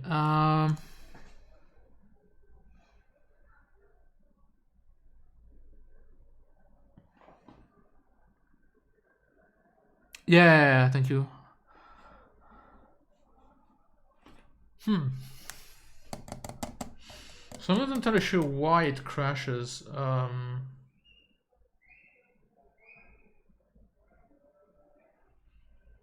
I mean, it's possible that the demo code that's in that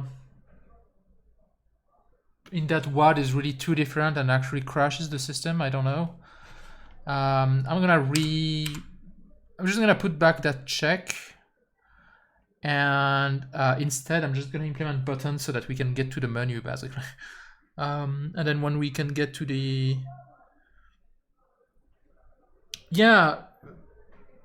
it crashes, and I don't know if it's because I disabled that version check. I know when I disabled it on the other port, it didn't really cause any problem except that the guy would run into walls and that kind of stuff. But that wasn't too big of a problem. It would render something.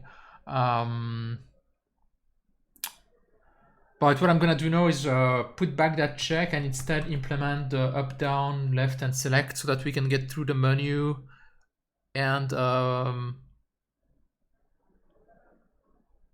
select new game basically, which should trigger the render as well and not mess with the demo. If it still crashes with the render there, then the problem is somewhere else, and I don't exactly know where, but somewhere.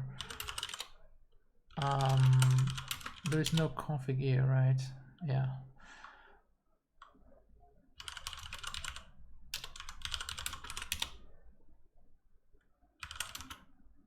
Oh, wait a second.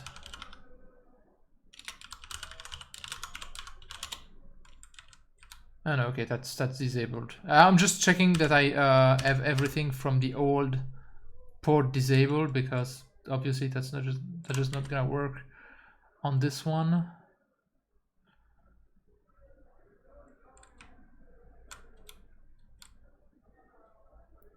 And obviously this works because we see the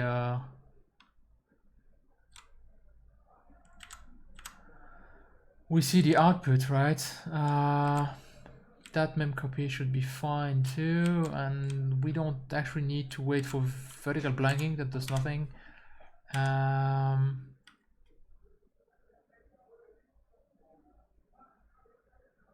So yeah, I'm not entirely sure why it's crashing, to be honest.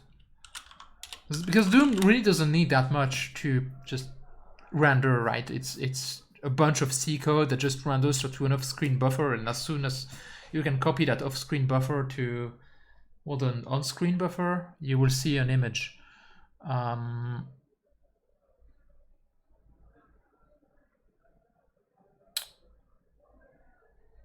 So I'm not 100% sure. It might be like I'm not running the same DooM.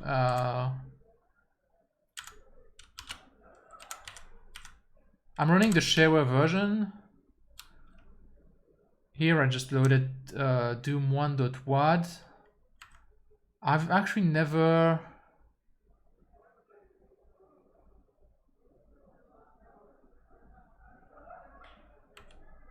run that particular WAD on the ICE40 because I had the other one, but the other one is just too big to fit on the flash here, so... but I don't think it should be an issue.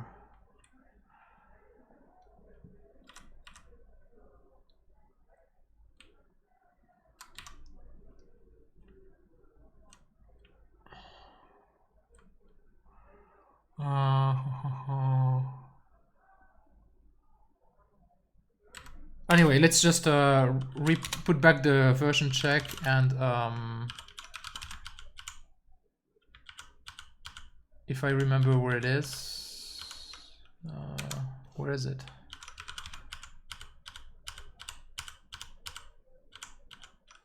Okay, I don't remember where it is.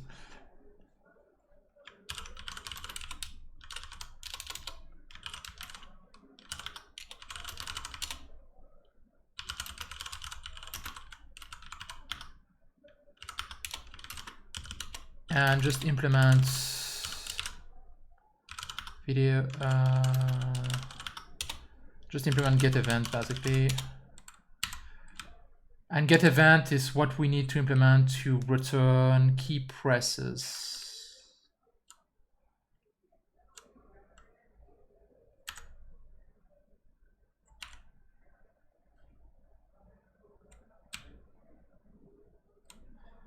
So what we'd want at least is left arrow, I mean the arrows, and at least like enter and escape so that we can select. It's a bit annoying on the badge is that there are no labels as to which one is oh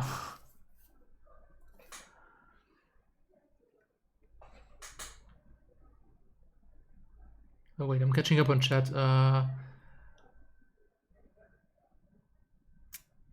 Yeah, no, the badge doesn't have an SD card. It does have the flash, which is a 16 megabyte flash, but we only have 12 megabyte dedicated to the FAT file system, and the WAD is 12 megabytes. So with the FAT overhead and stuff like that, it's like just slightly too small. I mean, there are cartridges, right? I could plug an external flash and access it, but I don't think you can access both at once because there's like a flip-flop to flip. It's a weird thing. And it's anyway, it'd be 12 megabyte as well. So that wouldn't help. I mean, you could act, larger flash, but I'm not gonna do that now. So I'm just gonna use that WAD for now. It should work, right? Oh, well, thanks for the tier 1 sub gift. Hi, Farron. And hi, Michael.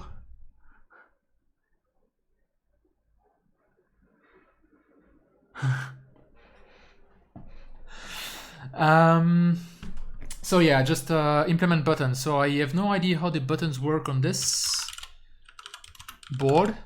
So I'm just gonna look at the examples, right? App, hello world. I'm sure there was a button here. So yeah, there's a wait for button release and stuff like that. So I just need to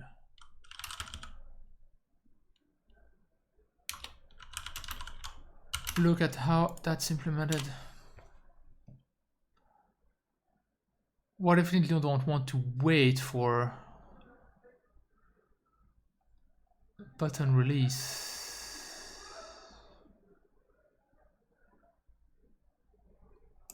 Wait for button release is a syscall, what the fuck?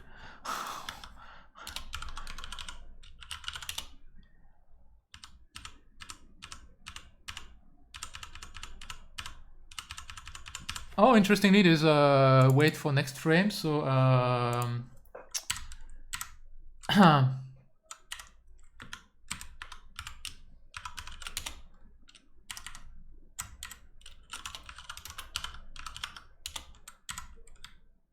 not gonna enable it now because it's not actually needed, but for the future, yeah, that's probably the implementation that we're gonna need to have.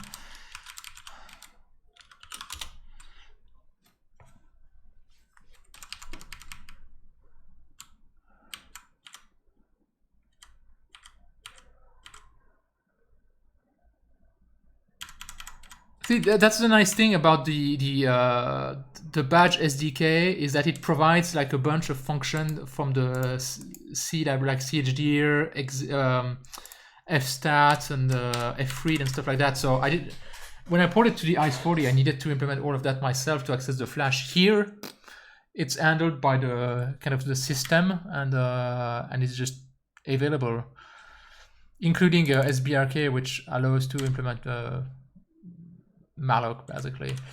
But the buttons, there is a couple of functions, but they're blocking, which I don't want to block. I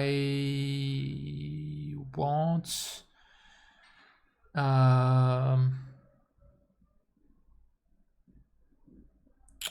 I just want to probe basically.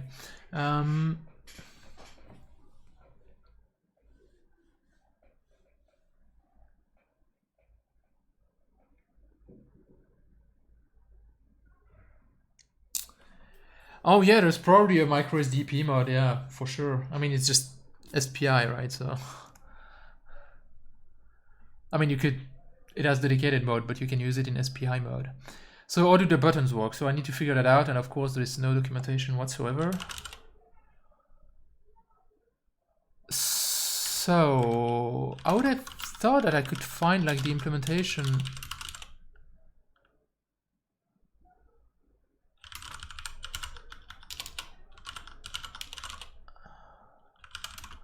Like that weight, that button weight thing, it has to be implemented somewhere, right? Which I find weird that I didn't.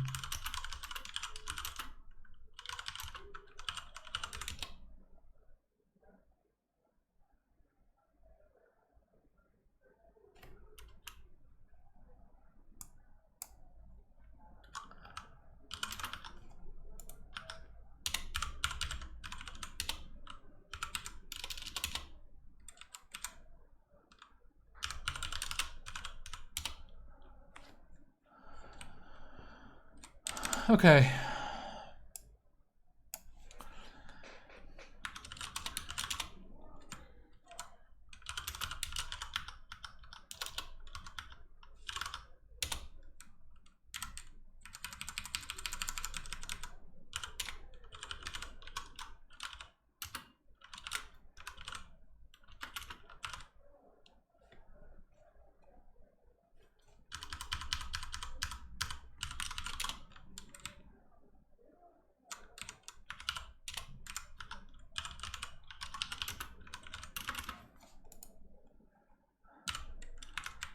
So I have a register with all the buttons, and I want to detect when they are released.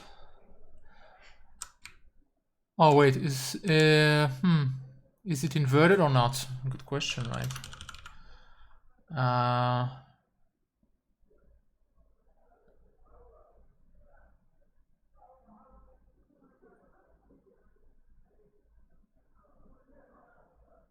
I think it's not inverted.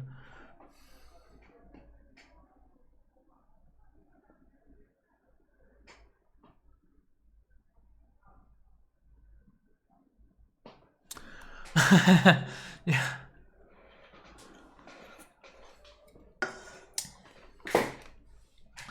Yeah, well, it's also because there is not enough PS RAM like for Linux. I mean, there's definitely enough PS RAM for Linux, but not for the classic Lytx Linux port, right? Which means that you needed a bunch of adaptation, which of course were completely untested, and so you're testing, modifying the port plus a new hardware, and testing everything at once is it's always a bit iffy.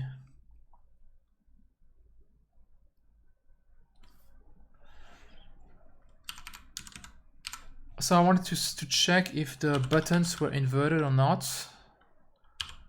Top. No.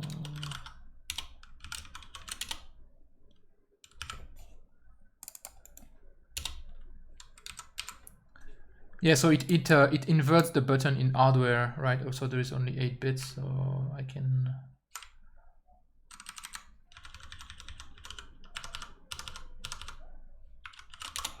Do this.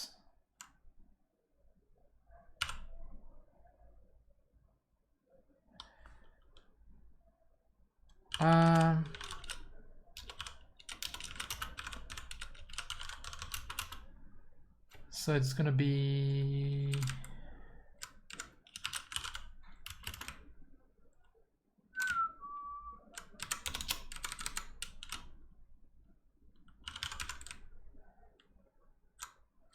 Actually, I can just.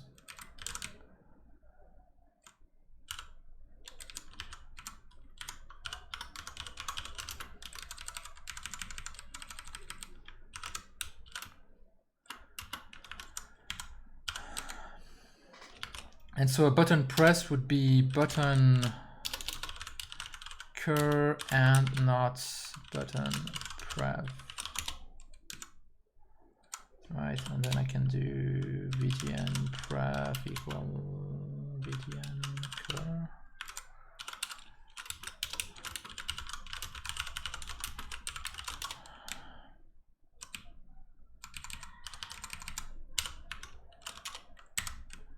So auto submitting event work.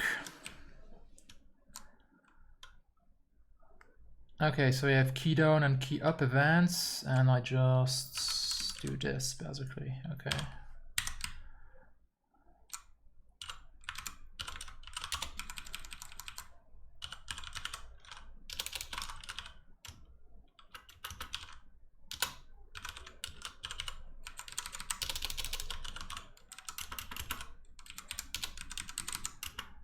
It's gonna be not bdn cur and bdn prev, something like this.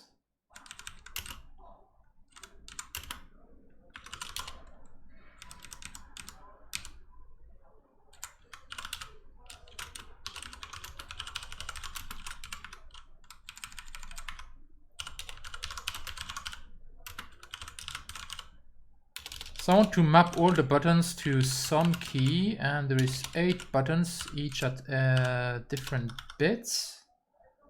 And so I need to look at so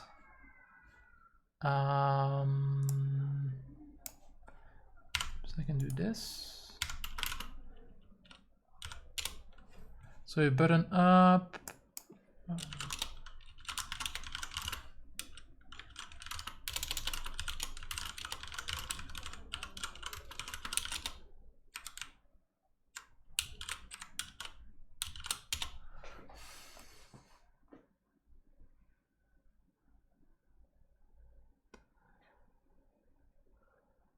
Yeah, you stripped the image, but did you get it booting in 16 megabyte on the SDRAM, or did you end up using 32 byte? I thought the SDRAM in the end was 32 megabyte, so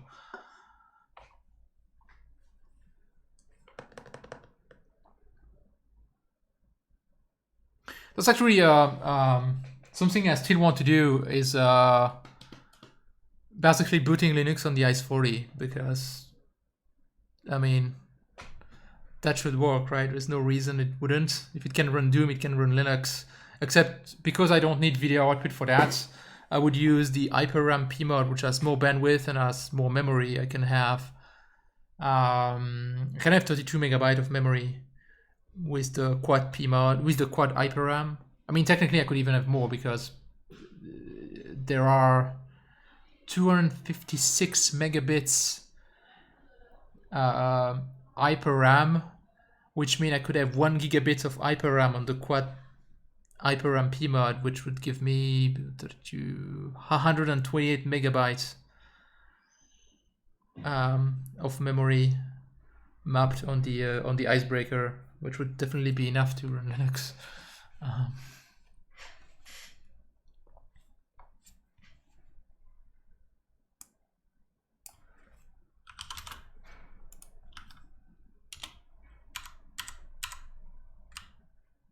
Okay, so the buttons are actually well,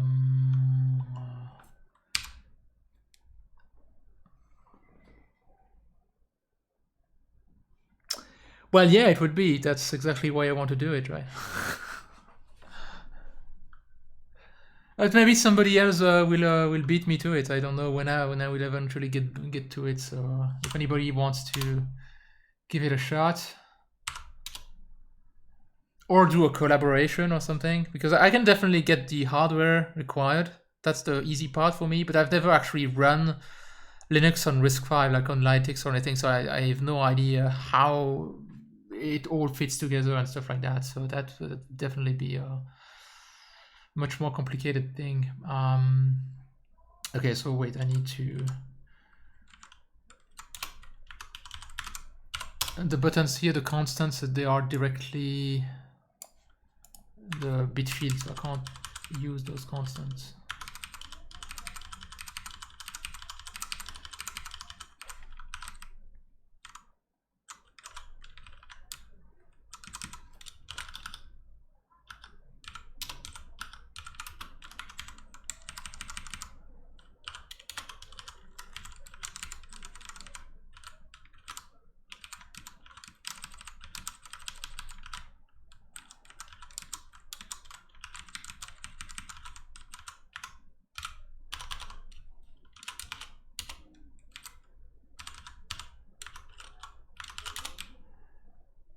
Okay, and so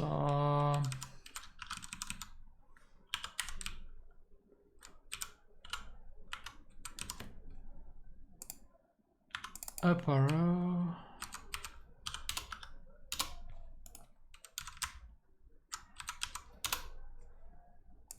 down arrow, left arrow, right arrow.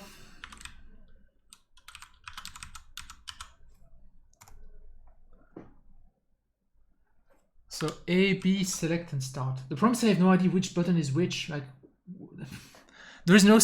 Why didn't we put any silk screen telling which button is which? Like, is switch 8, 7, A, B? I'm guessing that that's the layout of the Game Boy, right? But I don't know the layout of the Game Boy.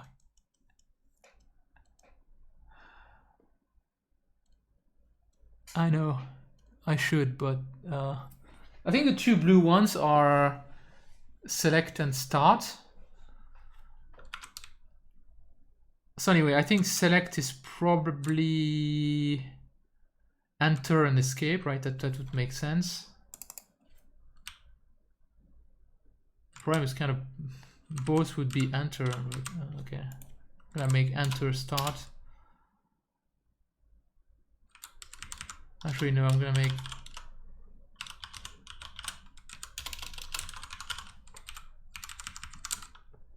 okay. Now the problem is how do you,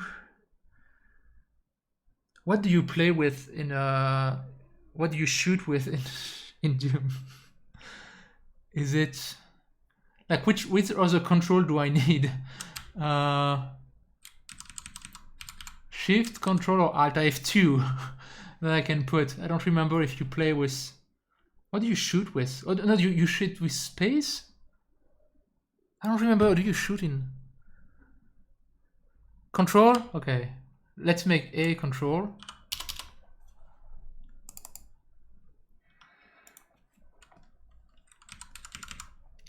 And I think yeah, let's go with Shift, I guess.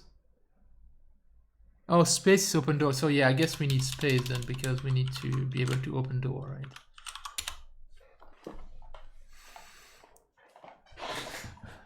I mean, anyway, we might need more advanced control at some point with some more custom scheme or something for the reduced amount of thing, but for now it's enough.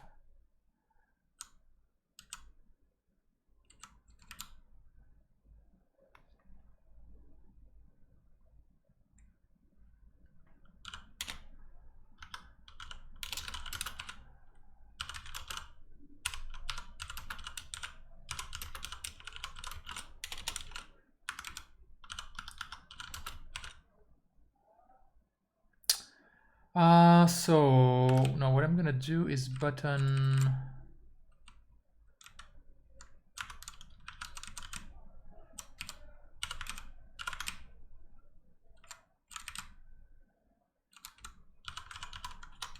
change. I'm just gonna XOR the two and F button change. So if the button change, we need to actually post an event, and that event is gonna be, okay, is it pressed now? So btn cur. So if it's currently pressed and it changed, then it was a key down, right? That makes sense. Else it was a release. And it's this key.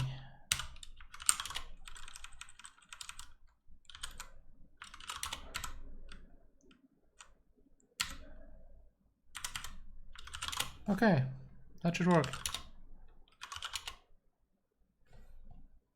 Key, there's no key space.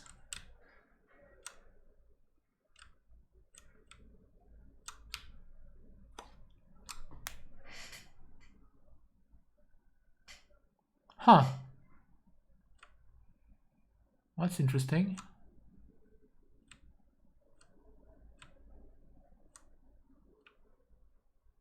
Oh wait, no, that's because key space is just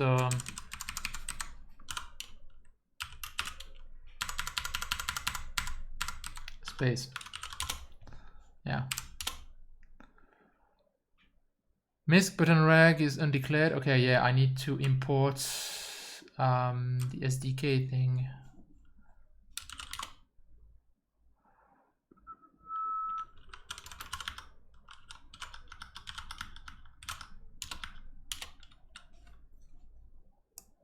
You can just import that, and that will import basically all the support for the SDK function and stuff like that.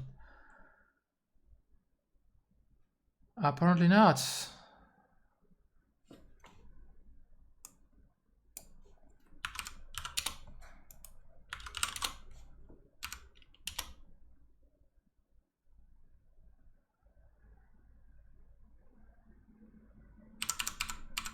Okay. IDDQ.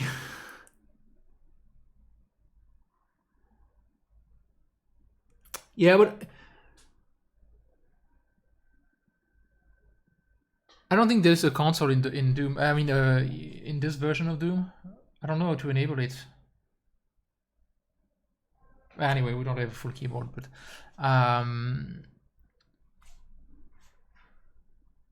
so it's built. I need to upload it.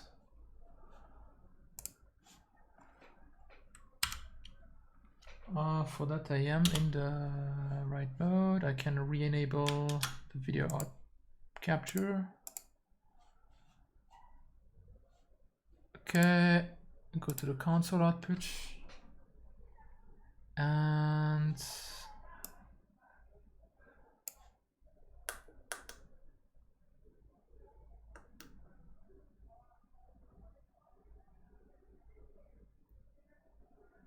so it hasn't crashed yet.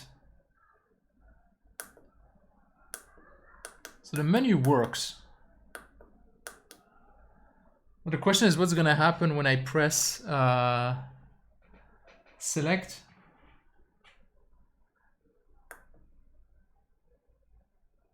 Apparently that was the other button.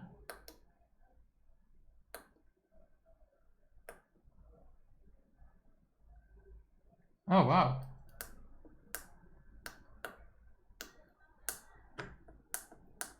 So I can't move. So obviously something is wrong somewhere.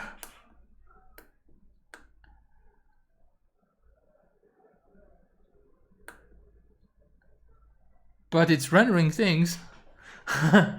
No, why can't I move? The hell?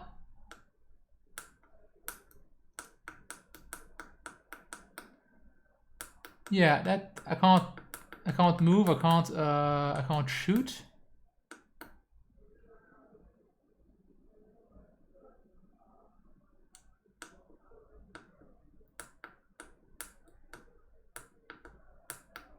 Why can't I shoot? Why can't I move?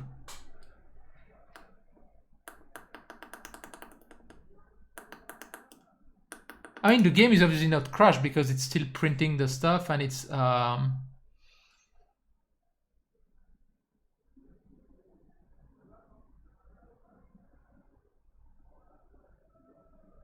playing the player animation and stuff like that. Yeah, the render loop is going because like what it's printing in the console is some benchmarking thing, which I don't remember what it means anymore, but it's a counter that's printed periodically, which means that it calls the render loop, and you can also see like the barrel is sort of flickering in a very, very tiny. The thing is, that's what it's supposed to do when you send a key press. So I have to think about what the hell did I screw up. So one possibility is that I screwed up the get time thing, because player movements, so that it moves at a consistent speed, is computed depending on the measured time, which is the thing which is like a get time. And so if I screwed that up, it's possible that the player would basically be moving infinitely slow, basically. I think. I'm gonna add a debug when I actually post an event to make sure that I'm actually posting events. And yeah, exactly the ticks. Hold the button for a long time. Wait, that's not a bad idea, actually. Yeah, that's not doing anything.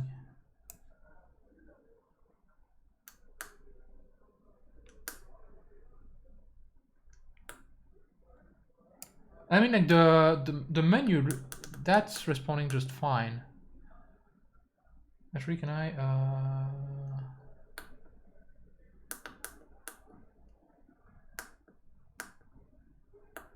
So the render loop obviously works because it re-renders every time I do that, right?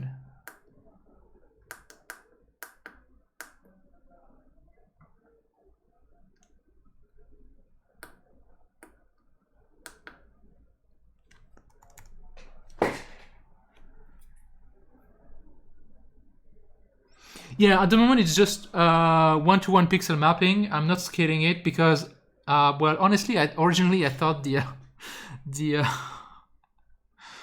LCD on the badge was 320 by 240, but it's not. It's 480 by 320. I don't know if the hardware can scale the frame buffer layer. Like, I know the hardware has some scaling capabilities, right? But it's for sprites. I don't know if I can tell it to scale the frame buffer layer. I mean, it's very possible. It's not like, if we look at the documentation for graphics,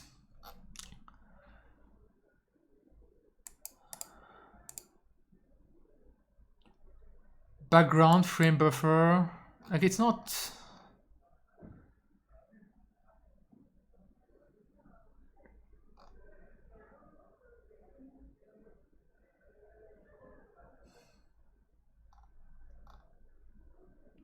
Data processing time map exactly the same location register. Time maps.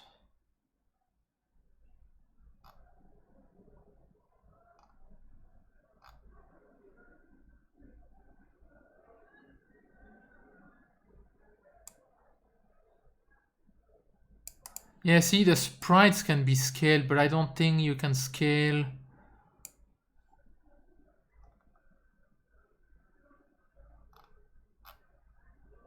I don't think you can scale the rest. Which means I'm gonna have. No, I can't shoot. I tried.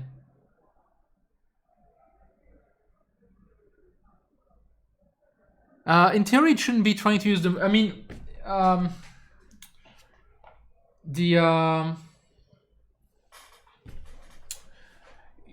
it supports both mouse and keyboard at the same time. Like, it's not a setting or switching from one to the other. It should do both at the same time, depending on what kind of events I post, basically. So let me actually go back to here.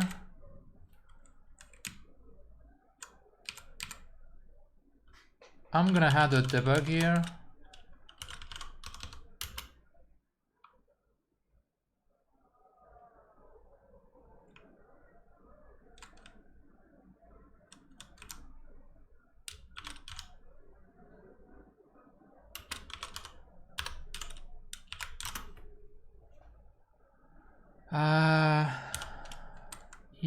And what I want is, okay.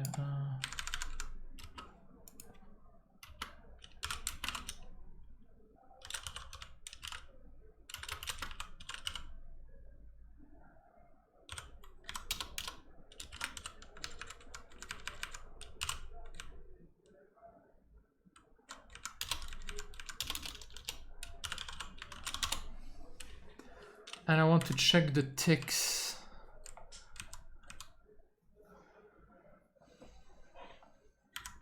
So get time is obviously doing something.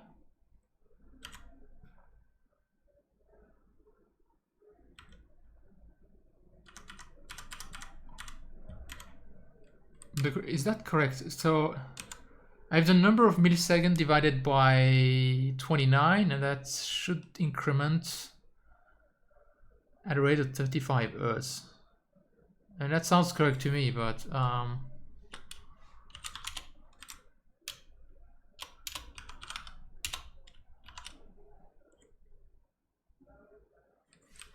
I don't have to wait for VBL, but that shouldn't be needed. The thing it's gonna do is refresh the memory.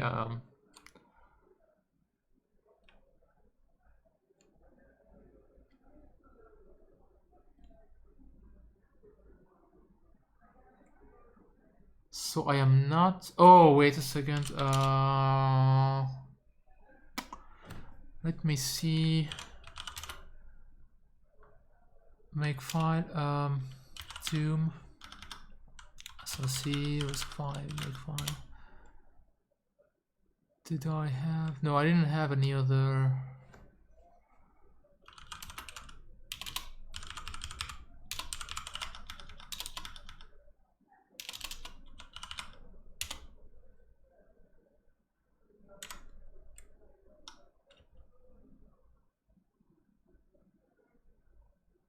Yeah, all of that seems correct.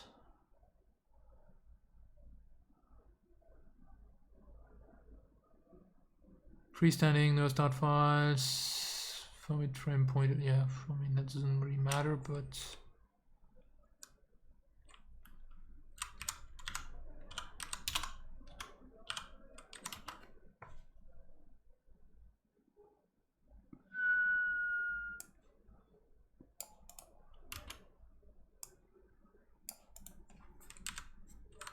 I mean, that's not gonna change anything. But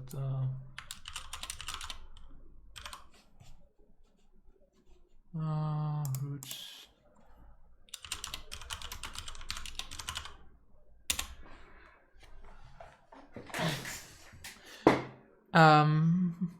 Maybe print the value. The value of what? Oh, the of the get the time. Yeah, I could do that. I will do it in the periodic print that I have in vvideo.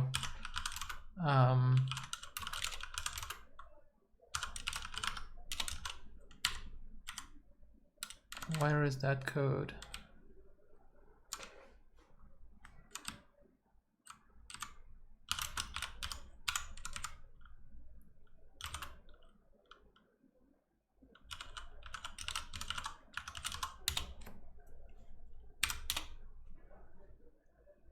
Let me quickly grab something to drink because I'm starting to not be able to talk.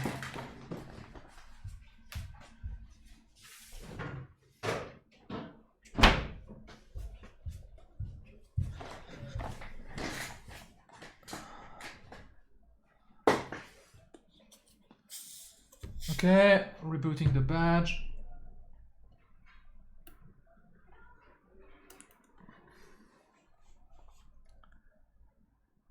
Oh, maybe I could implement quit actually.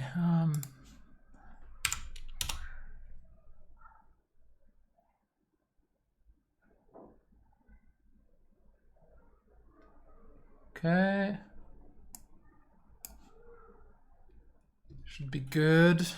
Should mean I can start it. I want to console.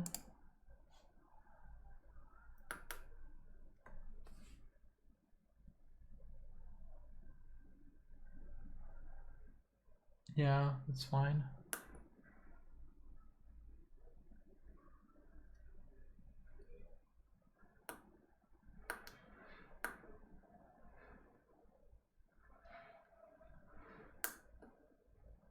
Oh, wait. No, it's working. What the hell?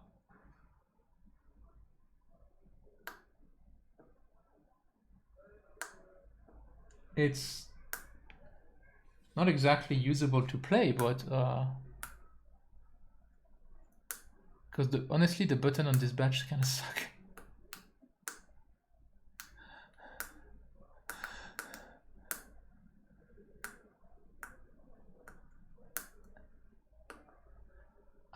how do I open door?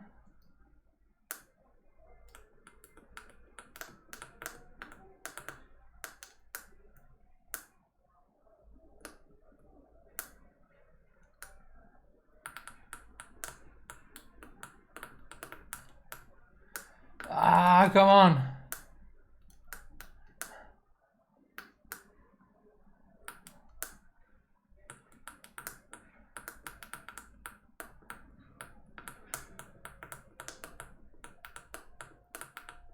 I'm going to die. Did I mention I was terrible at this game? Come on, die already. Finally. I have 8 bullets left. Yeah, that's not gonna cut it.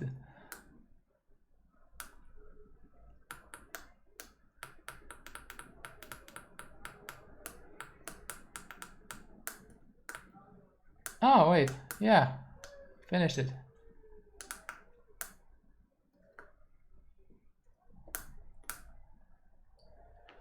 Oh, okay. Well, that worked out. What changed? Well, that's a good question. You know what? I have no clue.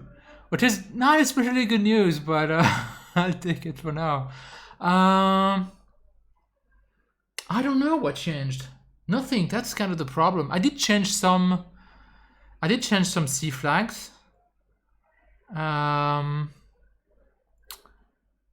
I added the debug for the key up and key down, but I mean that's a printf. That shouldn't have changed anything, right?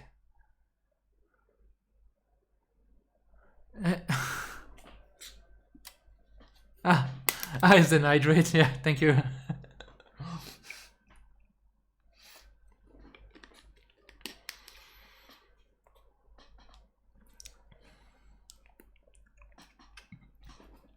So yeah, I have no idea what changed, honestly, which is not good. Let me actually look at. So if we look at the debug output, 589. Okay. Okay, let me actually start a new game if I can. Can I continue here?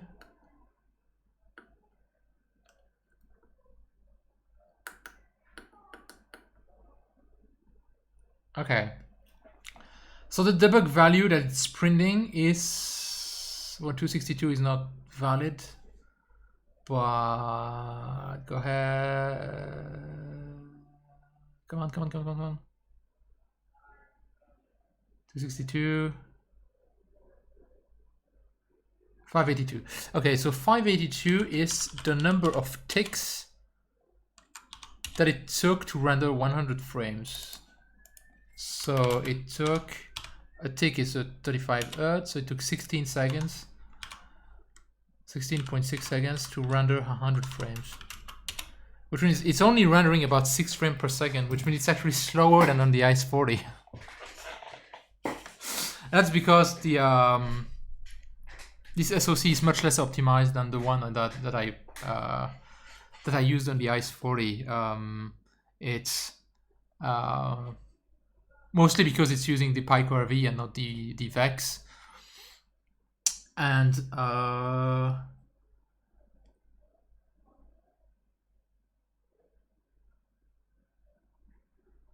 yeah, that's actually about it. I think that's pretty much the big reason. Unfortunately, it's not trivial to switch it for a VEX because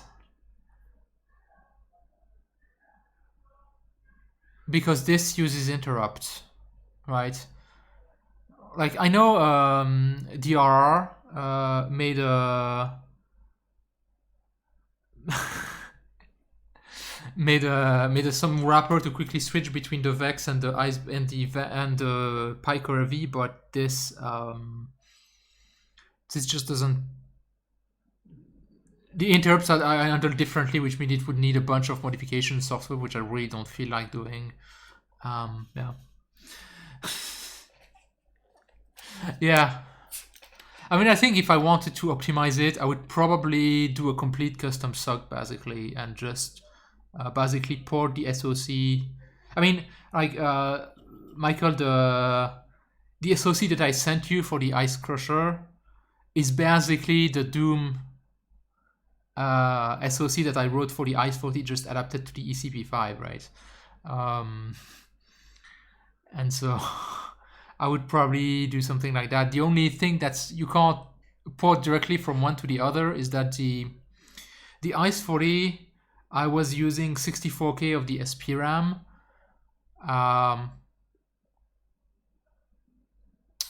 Purely for the frame buffer, so that it's a hardware frame buffer, and not running in the RAM. And I can't do that in the Ice Crusher because we only have a 12F on there. But the Hackaday Badge actually has a 45F, which means it actually has enough block RAM for me to do that same thing. So that would actually work. But I would need to implement like HDMI output and the synchronous output to the LCD, which wouldn't be too hard, right? But you know, at some point, is it really worth it or not? I don't know. I would have loved to have at least scaling, but the problem is, if it's done in software, that's just gonna slow things down, like a lot. I suspect. I mean,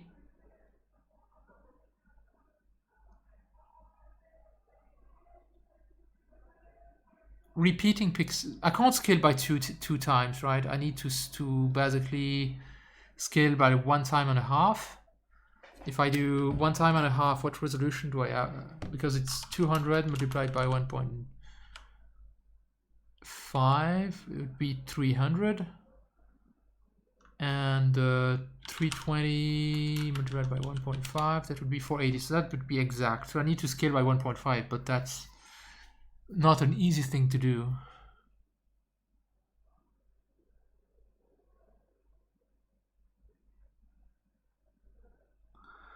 Yeah, that's kind of the point. Like, I'm not sure how much effort I really want to spend on the Hackaday Badge, because it's such a small platform. Because, you know, how many were manufactured? Like a few hundreds. How many are actually still used by people who actually use it? I don't know. And so I don't really want to dedicate a lot of time for something that's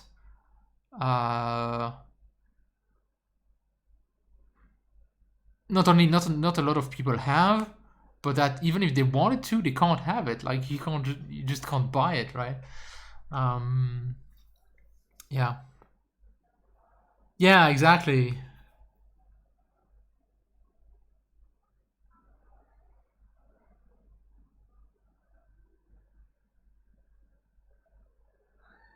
Yeah, true. But I mean, at some point they won't be, right? Hopefully.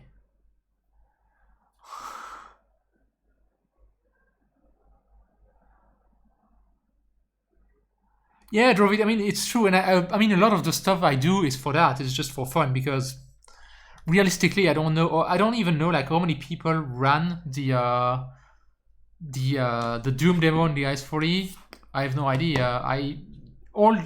Pretty much a lot of the stuff that in the Ice 40 playground repo, I'm not even sure if people ran it even once. Like, that's always kind of the problem, is that a lot of stuff is made for demo purposes, but actually being used, I have no idea. That's kind of also why I was kind of happy to see Peter use the like the RISC-V USB sock that I have in there as a base for the Ice Cube, because that's kind of, I think that's like the first application of all that stack of code that's not been done by me. Like, a lot of that code is actually in use in production, because it's used in the E1 adapter thing, like the E1. How is it called? I think that's how I called it. Yeah, that's like this thing, which is something that you can buy and that's actually used by people, and that makes use of an ICE40, and that makes use of the USB core and a bunch of other stuff that's also in the ICE40 repo. But that's been done by me. I don't know anyone using what I wrote for any other purposes, basically. Anyway, coming back to DooM, yeah, that's I'm kind of surprised. Yeah, I have no idea what changed, which is a bit worrying. Honestly, I think I'm gonna try to rebuild with the original. Well, I'm gonna remove the printf, just because I want to know. I want to know where the problem is, or what the problem was rather. I will quickly just remove this and the bug that I put in iSystem.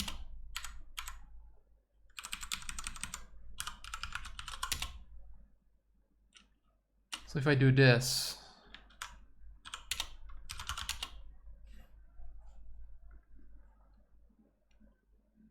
does it still work?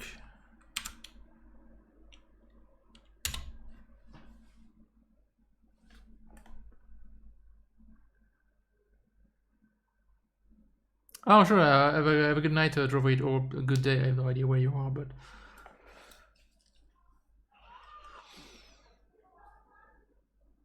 does the orange have enough pins?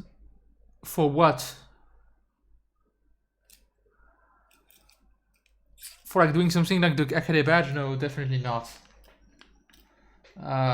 You need a bunch of. I mean, the orange crab is really IO limited, right?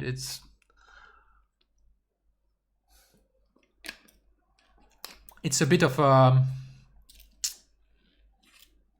odd in the sense that it has like super advanced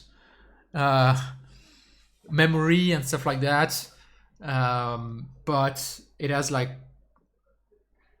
how many, like 15, 20 pins, which is really not a lot. Like you can't even connect the screen with that many pins. Right? The screen is a 16-bit database.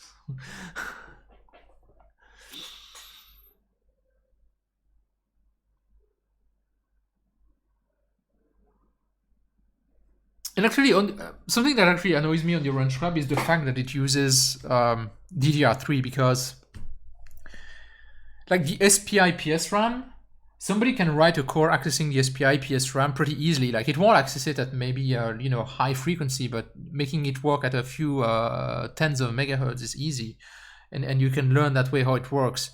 There's no way somebody that is gonna write a DDR3 controller core. Like you basically have to use something that already exists, and yeah.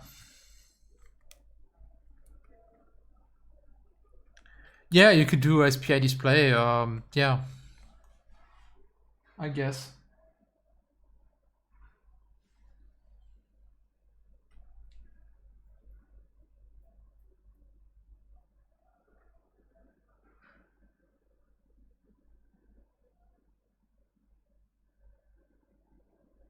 Something that's really needed though is better buttons, because yeah, those ones are just horrible. I mean, maybe in a case it would be better, but here you have like a very long stem. I don't remember if they're all at the long stem buttons, or if it's just the unit I had, because I know that the unit I have is not necessarily the same as the thing. Yeah, I mean, IPRAM is sort of a compromise. Yeah, although realistically, you don't actually win that many pins, like compared to.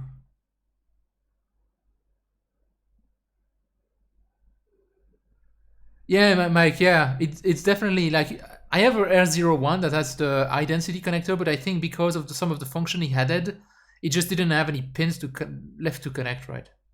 They all have the long buttons. Yeah. Okay. I think it was probably meant to be in a case. But no, because even then the screen would be recessed too much, right? Yeah, I don't know. They just don't feel very good. I mean, they feel good for you know, in absolute terms, those buttons, they're nice, but they're not guided, and with the long stem, it's not practical, and they're also not that good for game application, basically. Oh, they bought the wrong buttons. They wanted some other.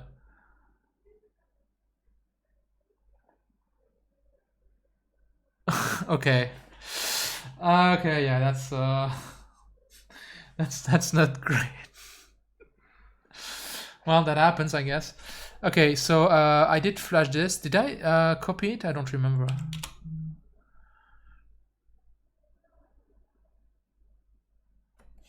Let's go back to this and let's start it.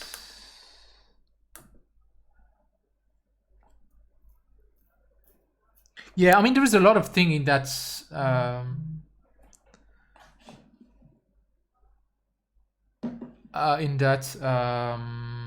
in that badge that if there had been more time could have been way better, but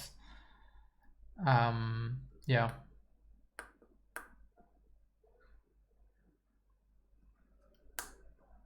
Okay, so this still works without the debug.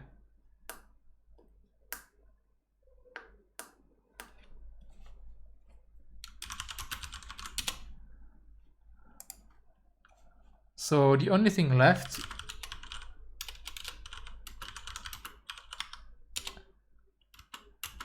is basically my changes in the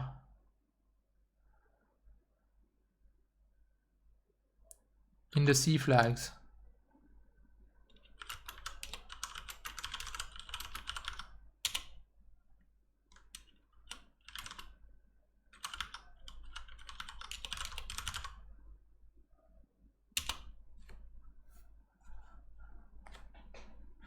Let's see if that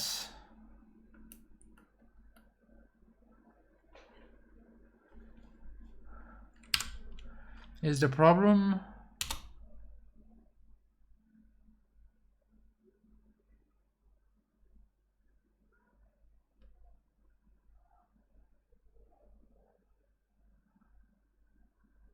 No, I don't need to reboot. I can just select it here.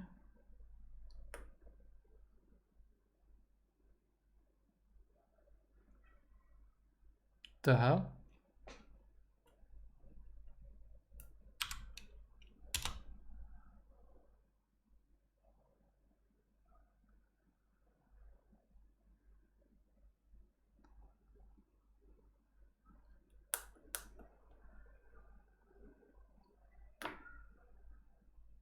Oh, I pressed the wrong button. Yeah, never mind.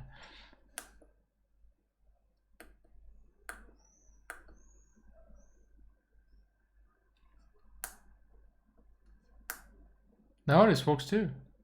Okay, well, I have no idea what changed. My guess is that I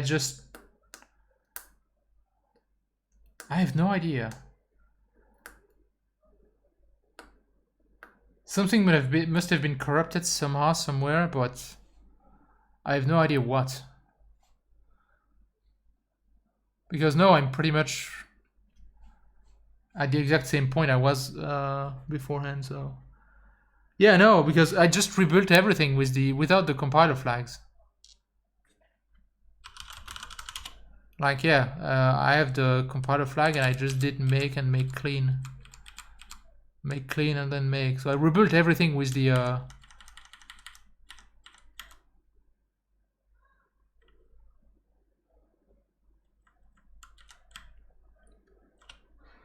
So I must have screwed up something somewhere else.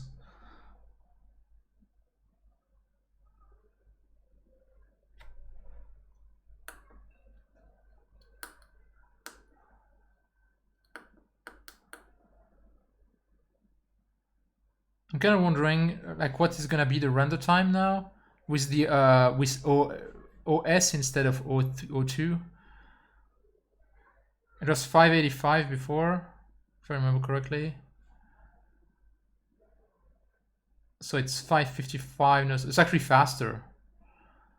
So OS is actually faster than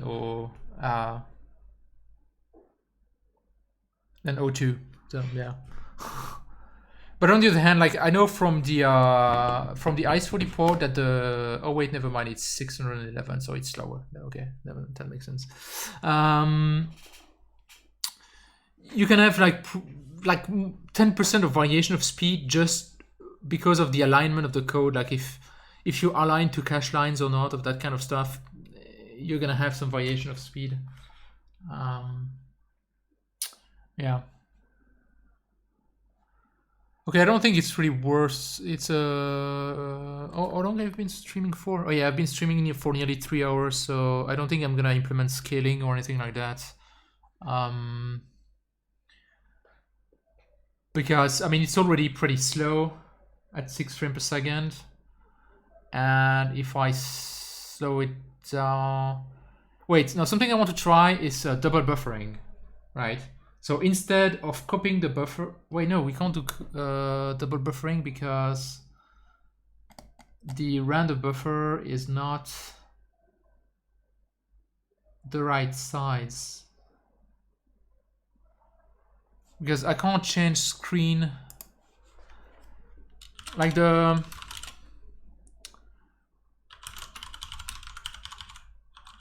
I don't think I can define screen width to be something else than 320 without screwing up like the source code, basically. Like screen width has to be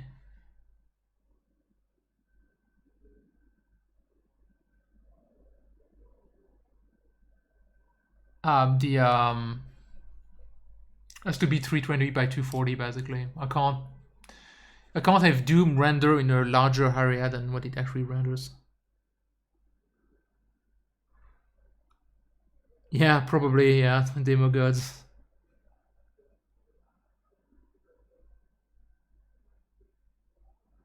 Yeah, I mean Peter, the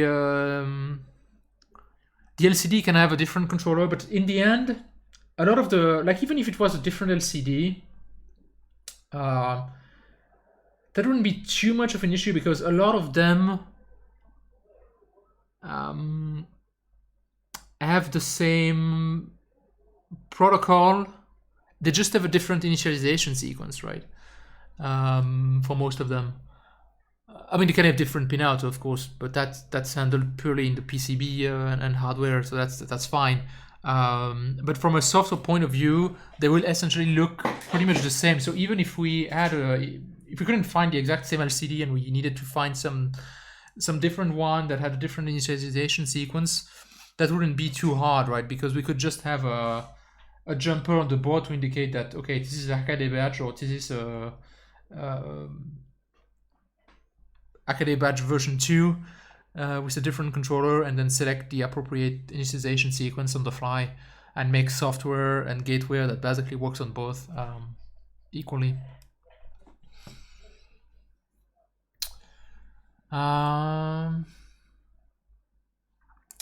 Yeah, I don't think I can. Yeah, screen width is the screen render width, which means that's not something I can modify, which I can't do double buffering. So I'm stuck with the copy where I could do a resize, but that's just gonna be super slow.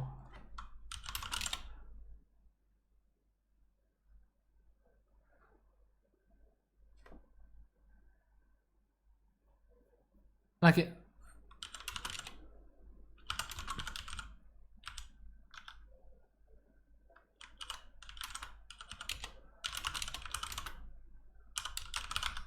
Okay, let's let's say I wanted to implement resize quickly. So the first thing is I basically have to duplicate pixels because it's an index screen, right? It's palletized, which means if I want to do a mix between two pixels, well, I can't, because I can't take the index from one pixel and mix it with the index of another pixel. It's like the palettes are not designed like that, right?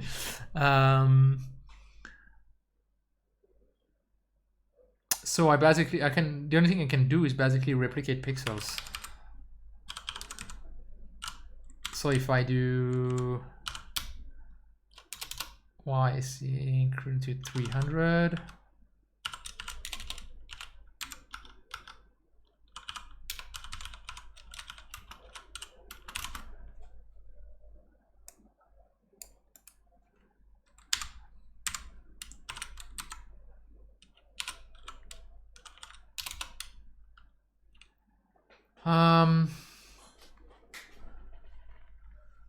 so I want this divided by 3 multiplied by 2.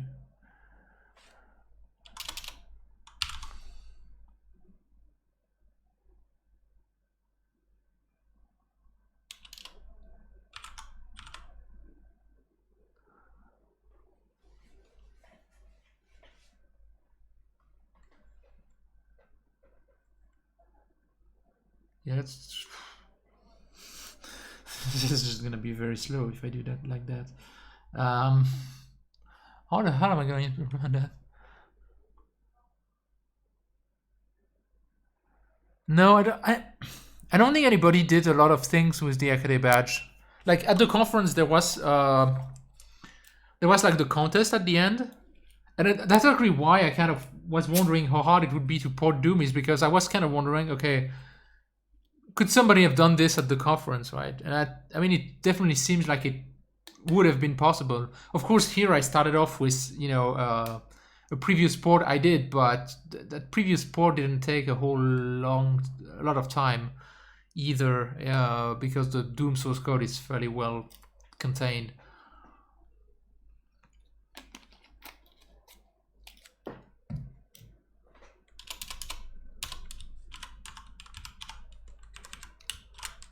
Okay, this is gonna be insanely slow, but that should work.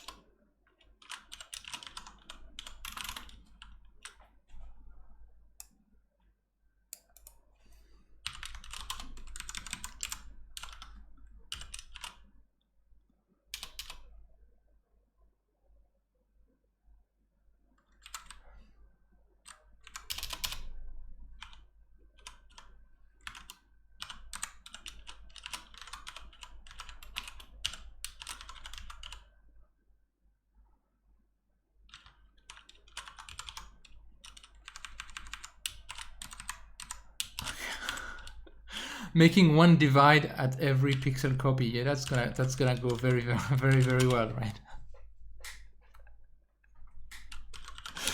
If this renders like 1 frame per second, I'd be very surprised. I'm kind of wondering if quit works. Does quit work?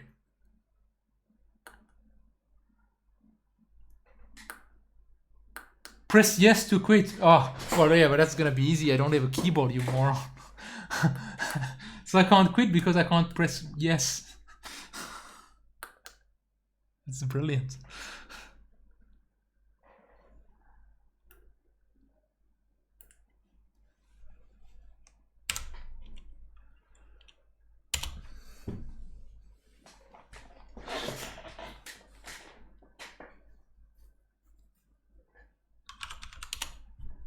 Yeah, let's start this. This.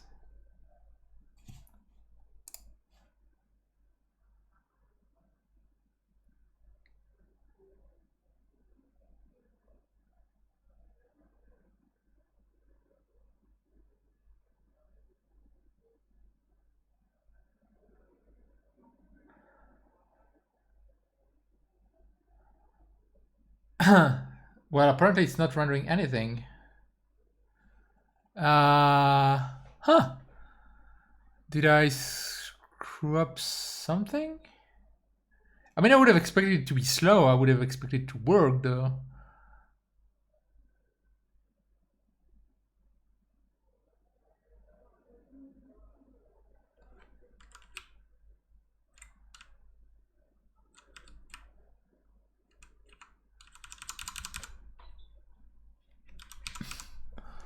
Anyone see what I screwed up here?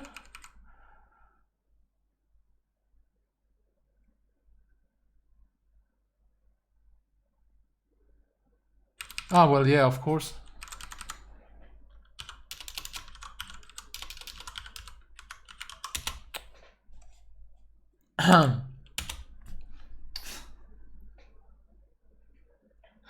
Nobody saw anything, right?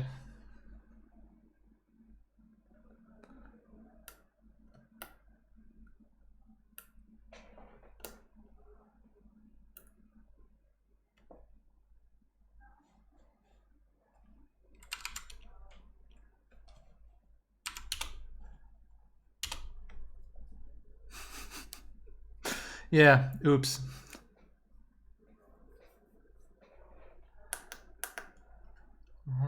Yeah.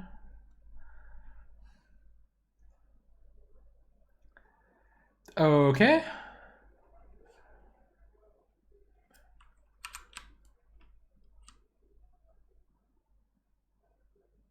Yeah, because of course the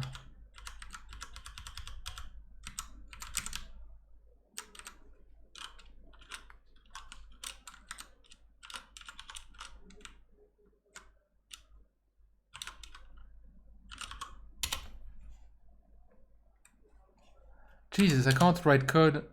Like, seriously, there's like 3 lines of code. I managed to make 2 mistakes in it.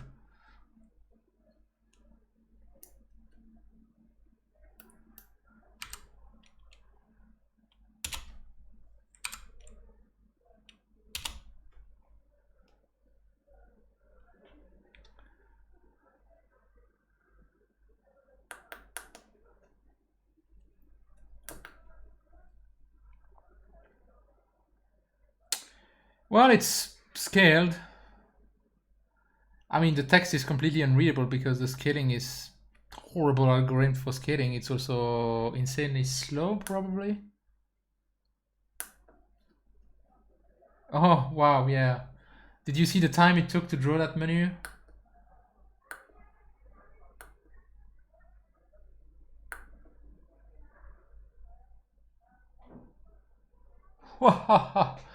Yeah. That's just fantastic.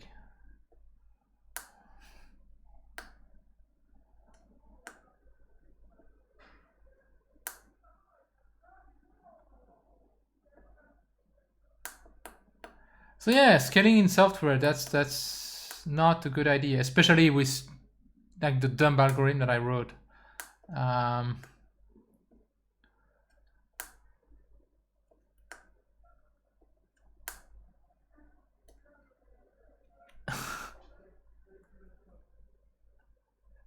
Yeah. Exactly. That's not a great experience. So yeah, I think I'll stop for tonight. Yeah, that was mostly just a proof of concept to, I mean, show off the badge and see exactly if that would have been possible with the SoC that was provided at the conference itself. And yeah, it's doable. I mean, obviously the scaling needs work, and that could probably have been added in hardware. But yeah, if anybody that has a badge want to continue and work on this or anything, that could be good. From a performance standpoint, I think the biggest improvement would be to basically replace the PyCore with a VEX, basically. That probably would multiply the speed probably by 2 or 3 just from that, because the VEX can retire 1 instruction per cycle. The PyCore needs 3 to 4 cycles. Here it might even need 4, because there is actually there's actually a dual CPU in there. There's like a dual Pico RV. The second CPU doesn't do anything. It just spins in a loop, but it's still like uses the bus for one cycle every instruction, stealing it from the one that's actually doing useful work. So yeah, putting a vex in there would not only increase the number of instructions retired by cycle and increase bus efficiency and memory bandwidth efficiency. So yeah, that's what I would do next. And then some hardware scaling algorithm done by the hardware after the color mapping, so that you can actually apply a proper scaling algorithm rather than just duplicating, you know, 1 pixel every 2 pixel, which obviously isn't a great scaling algorithm. And that would probably bring it to something that's usable, because I mean we were getting like 6 frames per second. If switching to the vex doubles it, that brings it to 15 frames per second, which I mean, no, it should more than double it, because the vex on the icebreaker does 10-15 frames per second. So the vex here running at 48 megahertz, even with the cache that's slightly less efficient, should still do 20-25 frames per second.